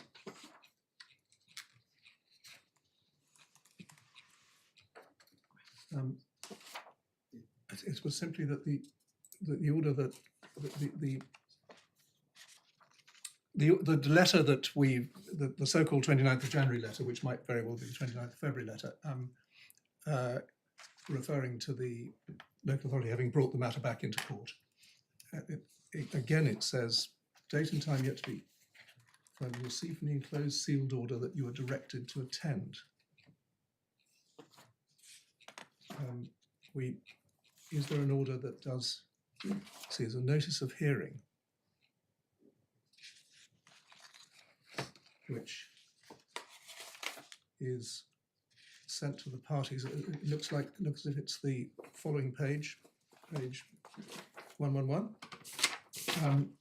Because there was no direction in January for anybody to attend court. So that what we're referring to is the later issued application, which 111 as a notice of hearing for the 22nd of March, and it doesn't direct anybody to attend, but it says the court can make orders if you don't attend. I really am quite troubled by the by letters being sent by public bodies to people saying that you've been directed to attend if you haven't.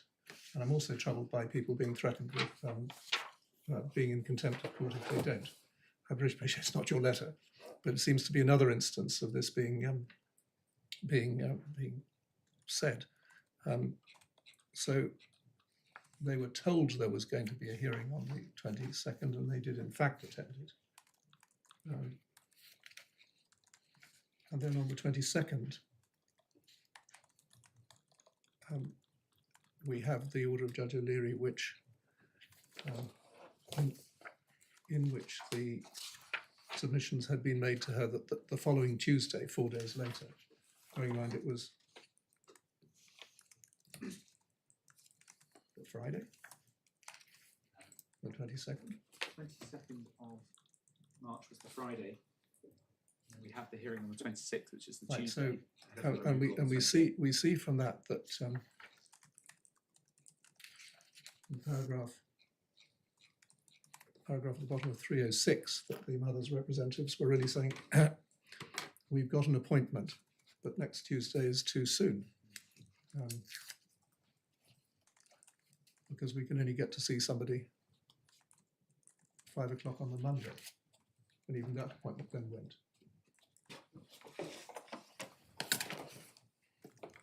But as part of that hearing, Judge O'Leary made no provision for the unrepresented parties, who, far from deserving less attention than the represented parties, deserve more attention, to put anything in writing, to be allowed to get legal advice. I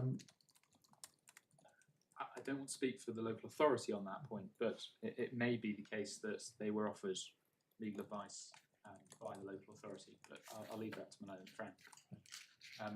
As to the quick turnaround, Again, from speaking to counsel for the Guardian on that occasion, I believe that was due to the court and indeed the party seeing the urgency for this to be determined. And the Guardian's position, she was not wanting this to be agendaed off on that Friday hearing if at all possible, but of course But she wanted the decision taken there and then.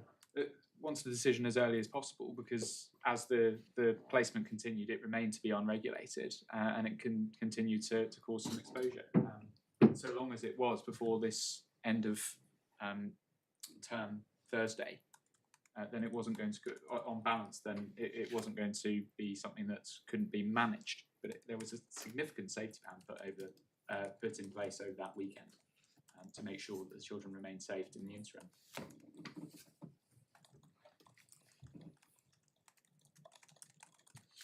Mr. Miller told us that the placement only became unregulated on the 26th of March.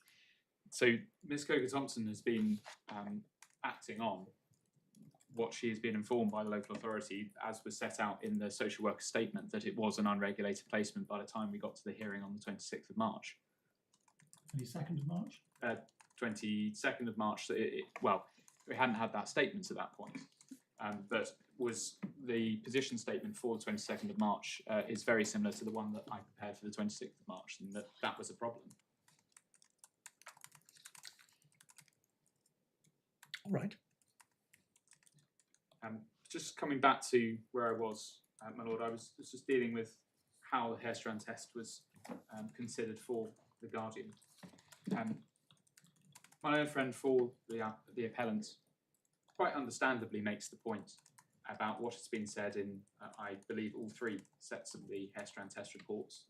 The caveats about the fact that you don't just stop using or stop being potentially exposed to an illicit substance or otherwise, and the hair strand test then changes overnight. Of course it doesn't.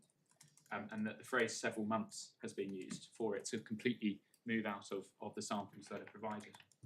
We've got to consider that by the time we come to the 26th of March hearing with Her Honour Judge Jacklin, that the children have been there since the end of July, I believe start of August, it's one of those days, up until the 26th of March. And understandably, the courts have considered that these test results come in at the end of January from samples that are taken in September of 2023. One of the parts of the judgment that Judge Jacklin KC makes was saying how the Guardian was concerned as to the further exposure from the end of January up until the date of the hearing. Now, Her Honour Judge Jacklin may have got this slightly differently from how it was submitted on behalf of the Guardian in that case, in that hearing, pardon me. Of course, we can only go off the hair strand test that we had before the court on that day in question.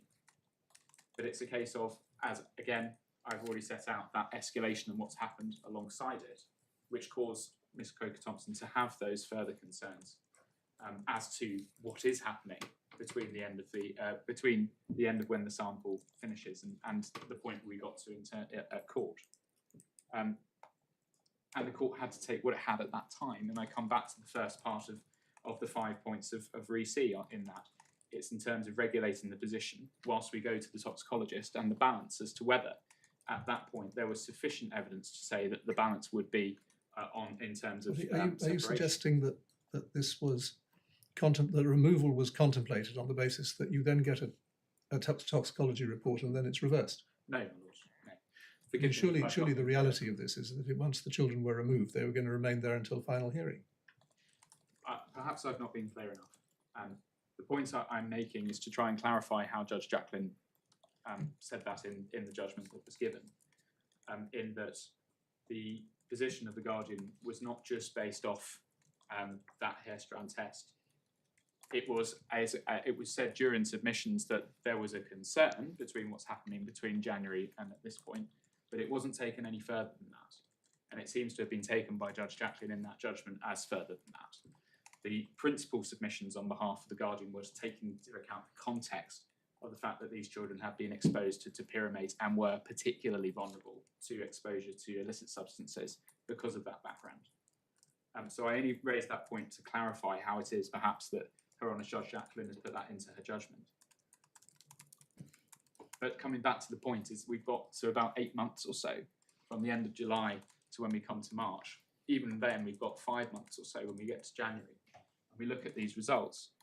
And this is where these further results come in. And this is perhaps where my submissions start to come into the second part of Yes, of how but the court's dealing with it this. appears that because of the way in which the whole thing was framed, Judge Jacklin was not looking squarely at the fact that the evidence which had caused so much concern ran out over 4 months ago. I mean, of course, it's possible that a judge could reason and say, and clearly it's been going on the same. But I mean, it doesn't jump out of the submissions that were made to her in writing, and one has to go into the weeds of all the documents in order to work out that she didn't have any information at all about drug consumption within the period since the end of October, except for the mother's own test. Look, I can't get round the results. What I can say is that the evidence that the maternal grandmother in particular was not cooperating with the special guardianship assessment and was not going to give a sample, nail, hair or otherwise, is made abundantly clear in that recital in Judge O'Leary's hearing. That's the position that she was taking. She was steadfast in that position. And so it's not just that we've got these hair strand tests. In fact, they're sort of the roots of where the concerns to the point that separation is necessary come But it from. was going to They be come separation from- until the end of a 15-day hearing in January. I'm sorry, my lord, It was going to be separation until the end of a 15-day hearing in January. is what we have to consider. Yeah, what was being considered was effectively separation for minimum 10 months. Against an unregulated placement with the maternal grandmother and maternal uncle, as the case was at that time, which the guardian simply could not support.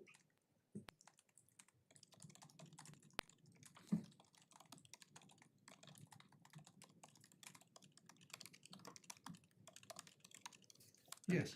The next point, my lord, is how it's been said how it wasn't open to the court to say that the children have been exposed whilst in the care of the maternal grandmother and maternal uncle.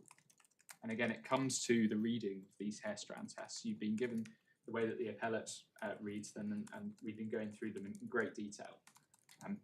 What I would submit is again, this is where we come into the more recent hair strand tests and how the court intends to deal with them as a whole. In some respects, they do overlap, and that's why in my skeleton argument, I've tried to put in very brief terms and in not scientific terms what the summaries were of the hair strand test for ones that were at the end of January against the summary of the ones that we've received since. Because in my submission, that is probably the first point that everyone involved in the case will look for, and then you will go into the details of it. And looking at that comparison, you can see that there is an overlap. And this is Right, so we're on My page 337. I'm very grateful. That's my paragraph 10, and then Yes. the table is set out there.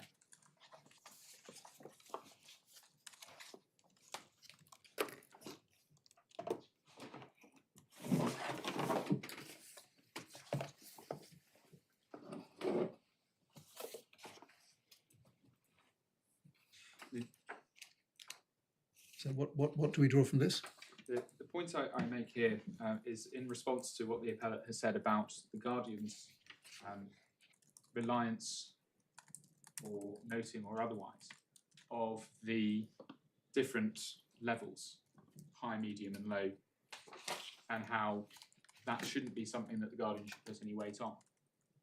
But I keep in mind, again, from the 12 points that were set out in the case of H as to, if I can call it, good practice as to how these hair strand tests should be presented.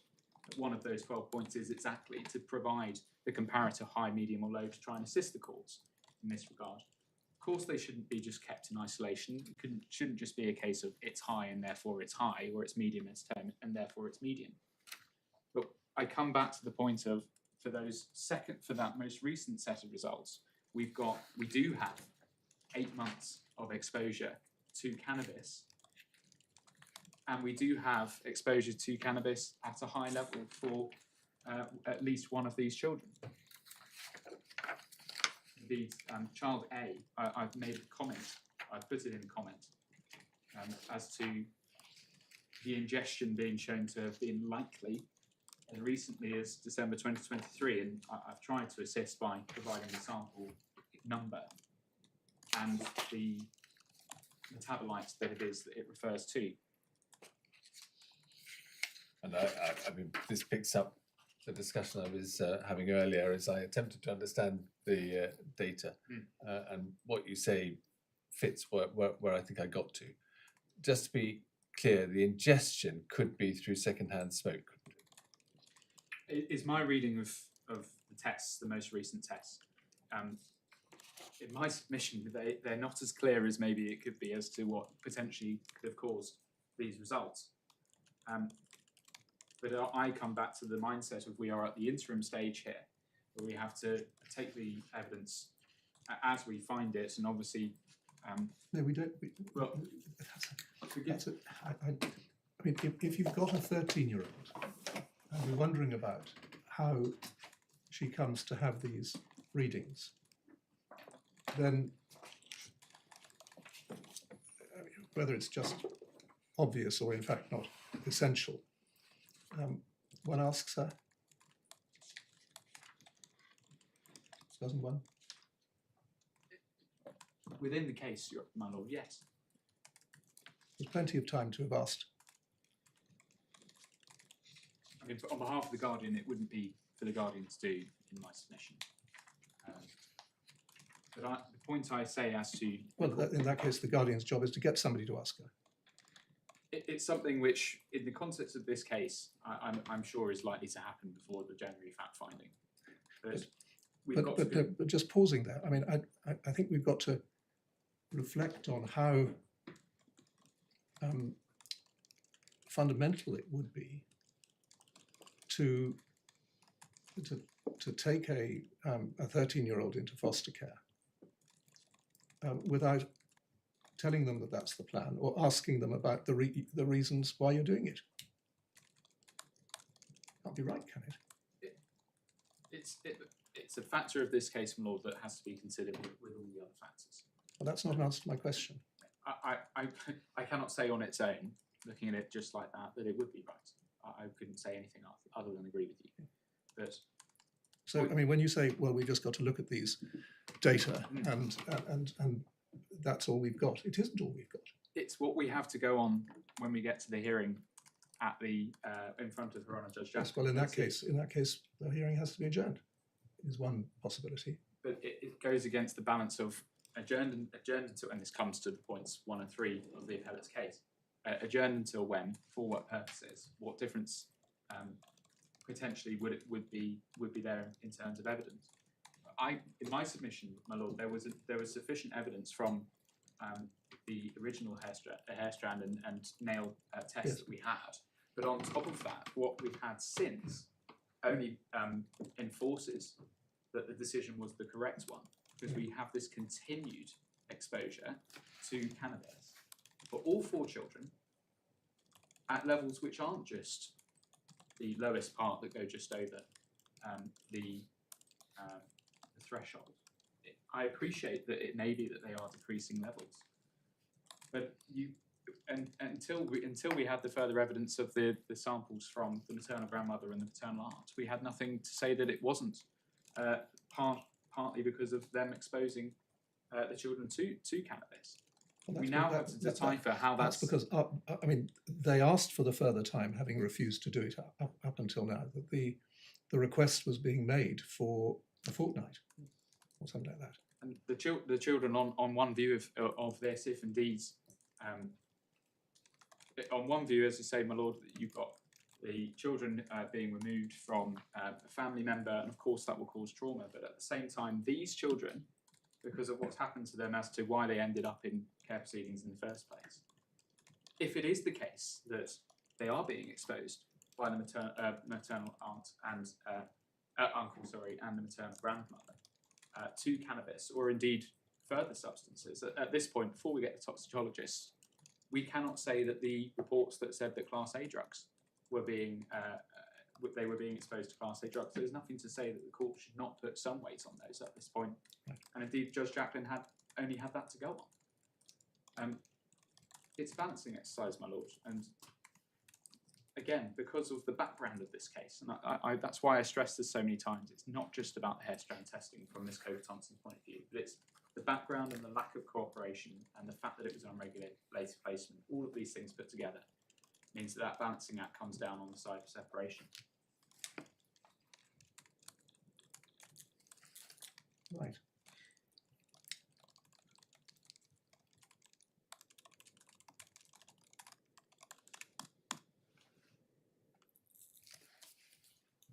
Just one moment, if I may, my lord.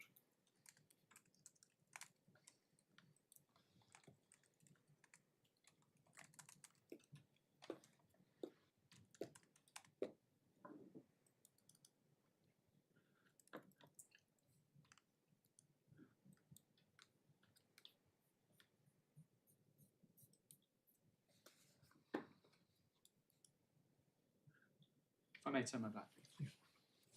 Is there anything else?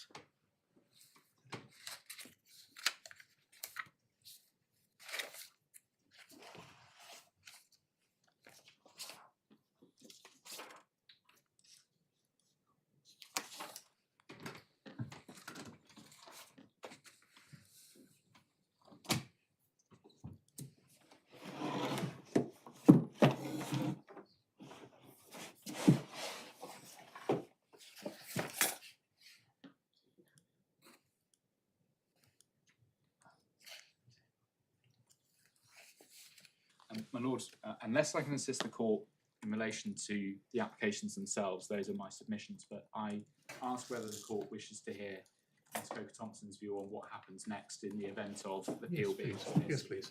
You've heard what the local authority's position is. Exactly, and on those points, the appeal being dismissed, it's disappointing that the Hillingdon placement, which would have had all the three children together, potentially allowing them to be at the same school as they were, same schools, pardon me, has been lost. But the Guardian's position would be that these children should be kept together, the three of them, and that all investigations to make that happen should take place. Ideally, it would mean that they would be able to stay at the schools that they are at. That's something that was repeated in submissions to Her Honour Judge Jacklin KC. And that does include potentially that if it is that taxis need to be provided or extra expense to keep them at the same school, that would be the Guardian's position that it should happen. If the appeal is allowed, the Guardian would still want the ICO to remain. It's her position that the local authority, given the concerns in this case and what was set out in the interim threshold, that they should share parental responsibility with the mother in this matter, and indeed all of the assistance that comes to these children as being looked after children would be of great assistance to them. The concern as to if the children remain with the maternal grandmother and maternal uncle under an ICO, which is currently unregulated, is whether the local authority, and indeed I would submit the local authority should then reconsider how it is that they could make it a regulated placement, what needs to be done to make it regulated again as it was. If it is that maternal grandmother and maternal uncle are now engaging in the special guardianship assessment, that's only a positive thing. I know the maternal uncle in particular impressed the Guardian at the hearing with Her Honour Judge Jacklin KC with the start of his insight as to the issues. And so long may that continue. It's the Guardian's understanding that it might not be that it's just the maternal grandmother and the maternal uncle who live in the property. And so it will be that each of the people who are living in the property will need to have background checks and make sure that there isn't anything that would prevent these children from being In a nutshell, because we don't want to go again, too much into the detail, essentially it would be in agreement with the local authority that there should, the interim care order should be sustained, but on the basis of a care plan that does not include the removal of the children, but the regularisation of the placement, where possible. where possible. The point I stress, which is why I give that background detail, is whether there are other people living in this property And if there are, it's not just that they need the background checks, it may be that they need to provide Well, or ask to provide hair strand tests. I don't think that has emerged in the paperwork, at least that's been given to this court. I take it no further than that. Can I assist the court any further at this point? No, thank you very much. Grateful. Any reply, Mr. Barnes? My Lord, only narrowly. The approach in my submission, both to the overall question of seeking removal, the way in which that was managed, my respectful submission reflects a somewhat incautious and overly strident approach, both as to fundamental steps to alert the children to the plan and obtain the wishes and feelings, which has been explored, and which plainly would need to be rectified and indeed may need to be urgent consideration of the position of Child A. But it also remains the position in terms of the ongoing unwillingness to properly, in my submission, engage with what the new testing provides and an overly strident approach to what it informs even this court. We have submissions from the local authority that the presentation of detected metabolites, that's the simple fact. We have equally submissions being made on behalf of the children that we have 8 months of exposure. And my Lord, all I would point to is that what we have are 8 segments, the most recent of which have some detection of metabolites. We have a report, and taking. Yeah, well, I don't think. I think we've got. I think we've got this point. It's only that, but it remains the case that reliance on these as demonstrative of exposure in my submission goes too far, and that the local authority and Guardian, notwithstanding the focus of appeal, simply don't appear to have focused on that critical issue. In other respects, it's only to point, my Lords, to the fact that even in my Lord Justice Peter Jackson's decision in H, it was well established there that there could be residual positive tests after a cessation of use, and in my submission that again goes to why, in this case, whether on the position as presented on the 26th of March or more recent evidence, interim separation cannot be justified. Well, unless there's any other specific area that I can assist with. No, thank you very much. Very well. Well, we'll rise briefly to consider where we've got to and return as soon as we can. Please don't leave court.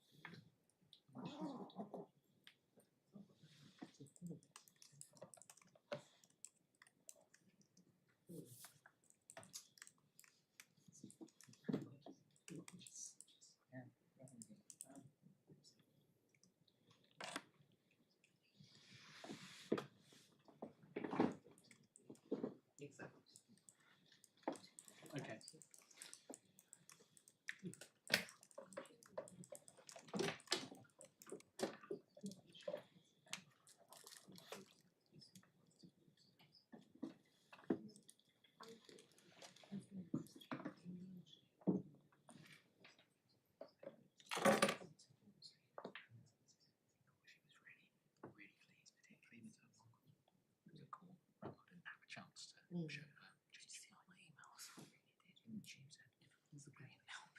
Yeah. Okay.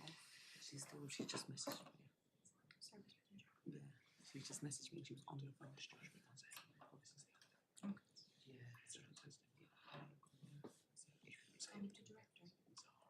Yeah, right. Sarina.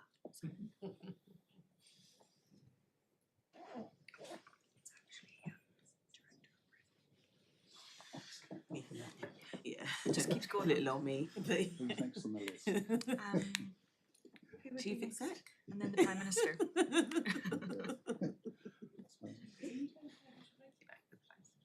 You can get DBS checks. Problem is, I think that, oh no, it's only, I think we've done DBS, no, we haven't done DBS. We have to do, I've got other places now. We do risk assessment and we visit weekly. Yeah. That's the problem. And that's it. And then you can re-regulate, and then if you regulate. No, it doesn't go, it's just unregulated. We do risk assessment and we have to visit weekly. That's just a protocol. We can't regulate. You regulate it. If they start an assessment, then we can start that 16-week again. Okay. If the assessment's been done. Okay. Because then it's been monitored, but we are on So they all need to start that assessment now.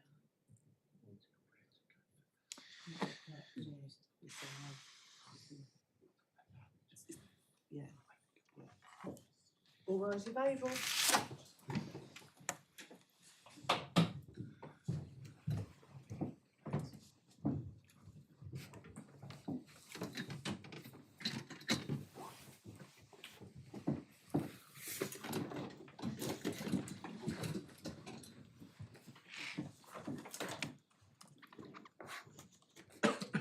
Yes, take a seat, Mr. Barnes. Thank you.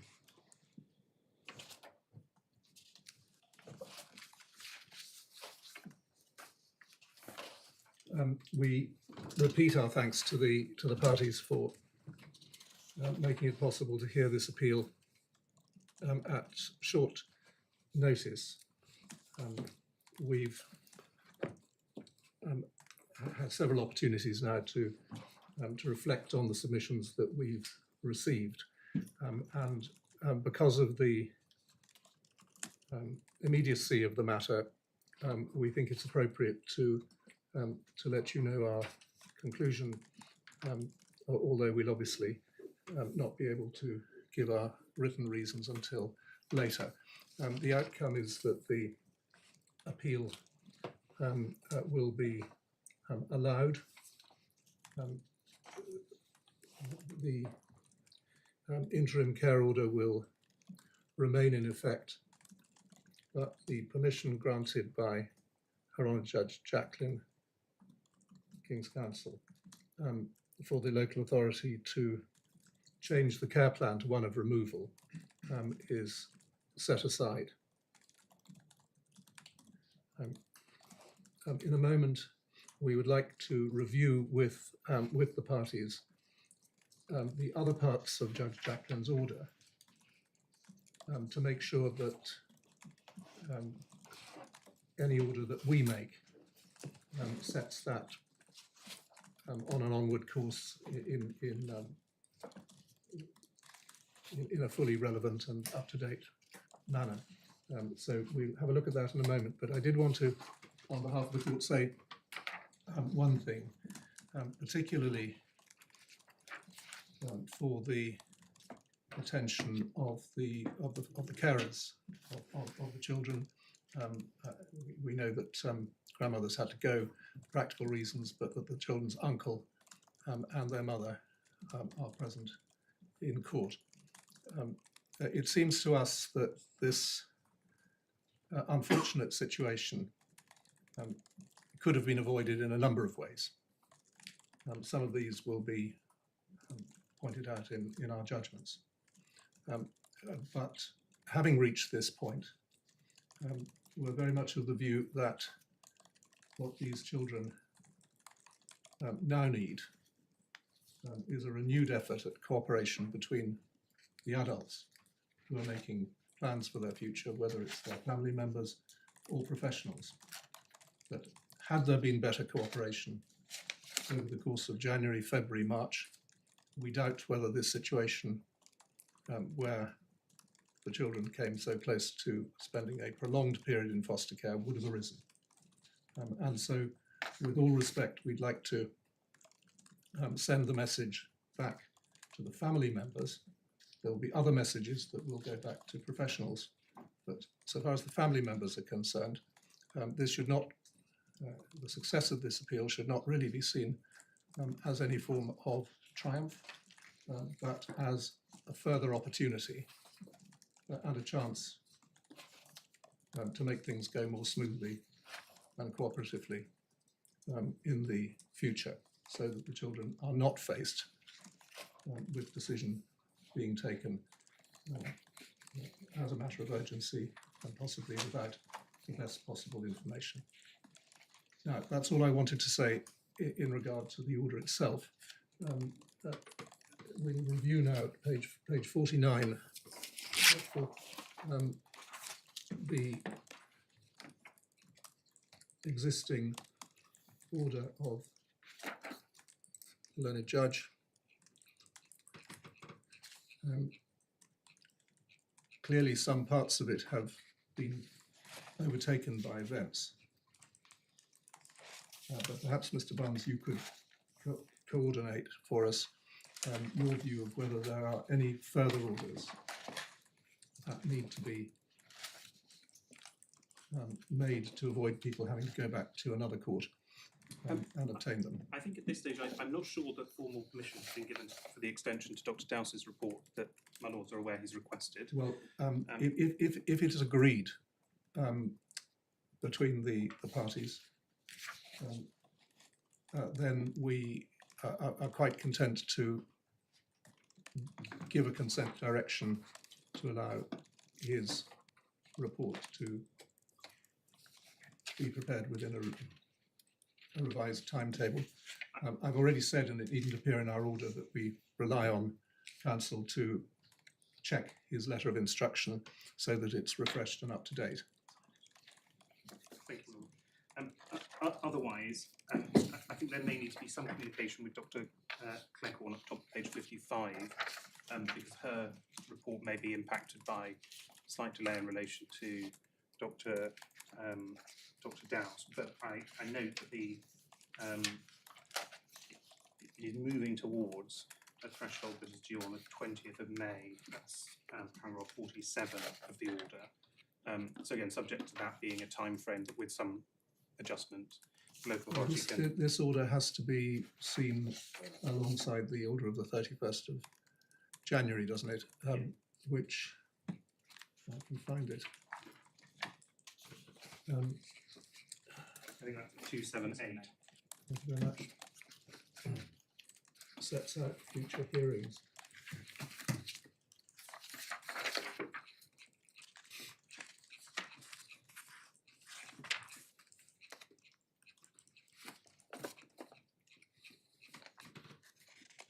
There's a case management hearing on the 26th of June. Indeed. Right. Well,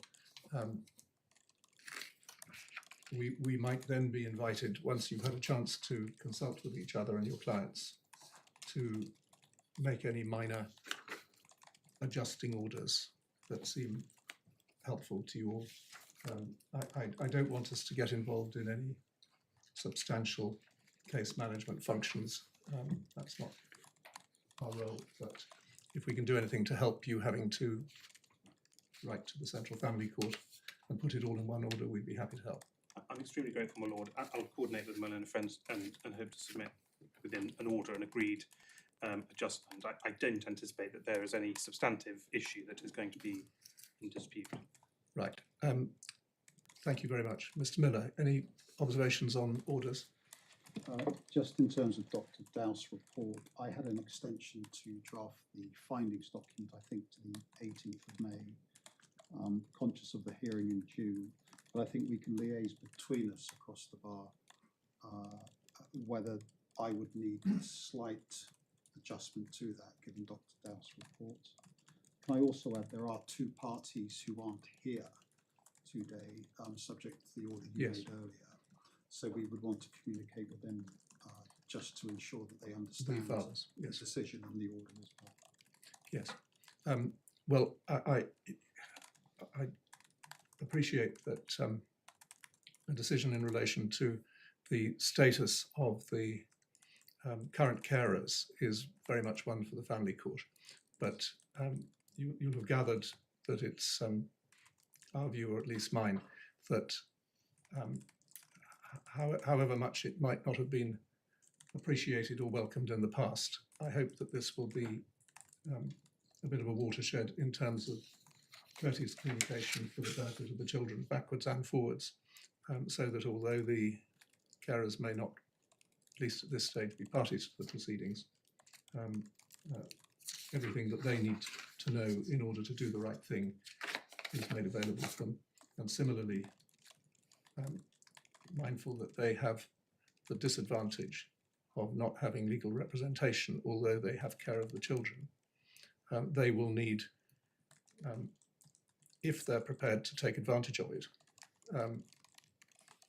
particular help from social workers and from the children's guardian, and no doubt the children's solicitor, who's been very much involved in this, to make sure that their point of view is heard on future occasions, whether it's good, bad, or indifferent. Thank you. Yes, anything else, Mr. Miller? No, thank you, my lord. Thank you. Mr. Melser? Not unless I can assist the court. Anything? Could we ask you, Mr. Barnes, while it's fresh in your mind, please, to coordinate the drafting of a draft order, because the order will be effective immediate. Clearly, we will get our judgments to you as soon as we possibly can, bearing in mind the timescales you've indicated, but the order will be effective today for reasons to be given in due course. Thanks very much, Lord. And can I only reiterate that the very sincere gratitude for how swiftly the court took the matter up and for the decision today. Thank you all very much. Cool, rights available.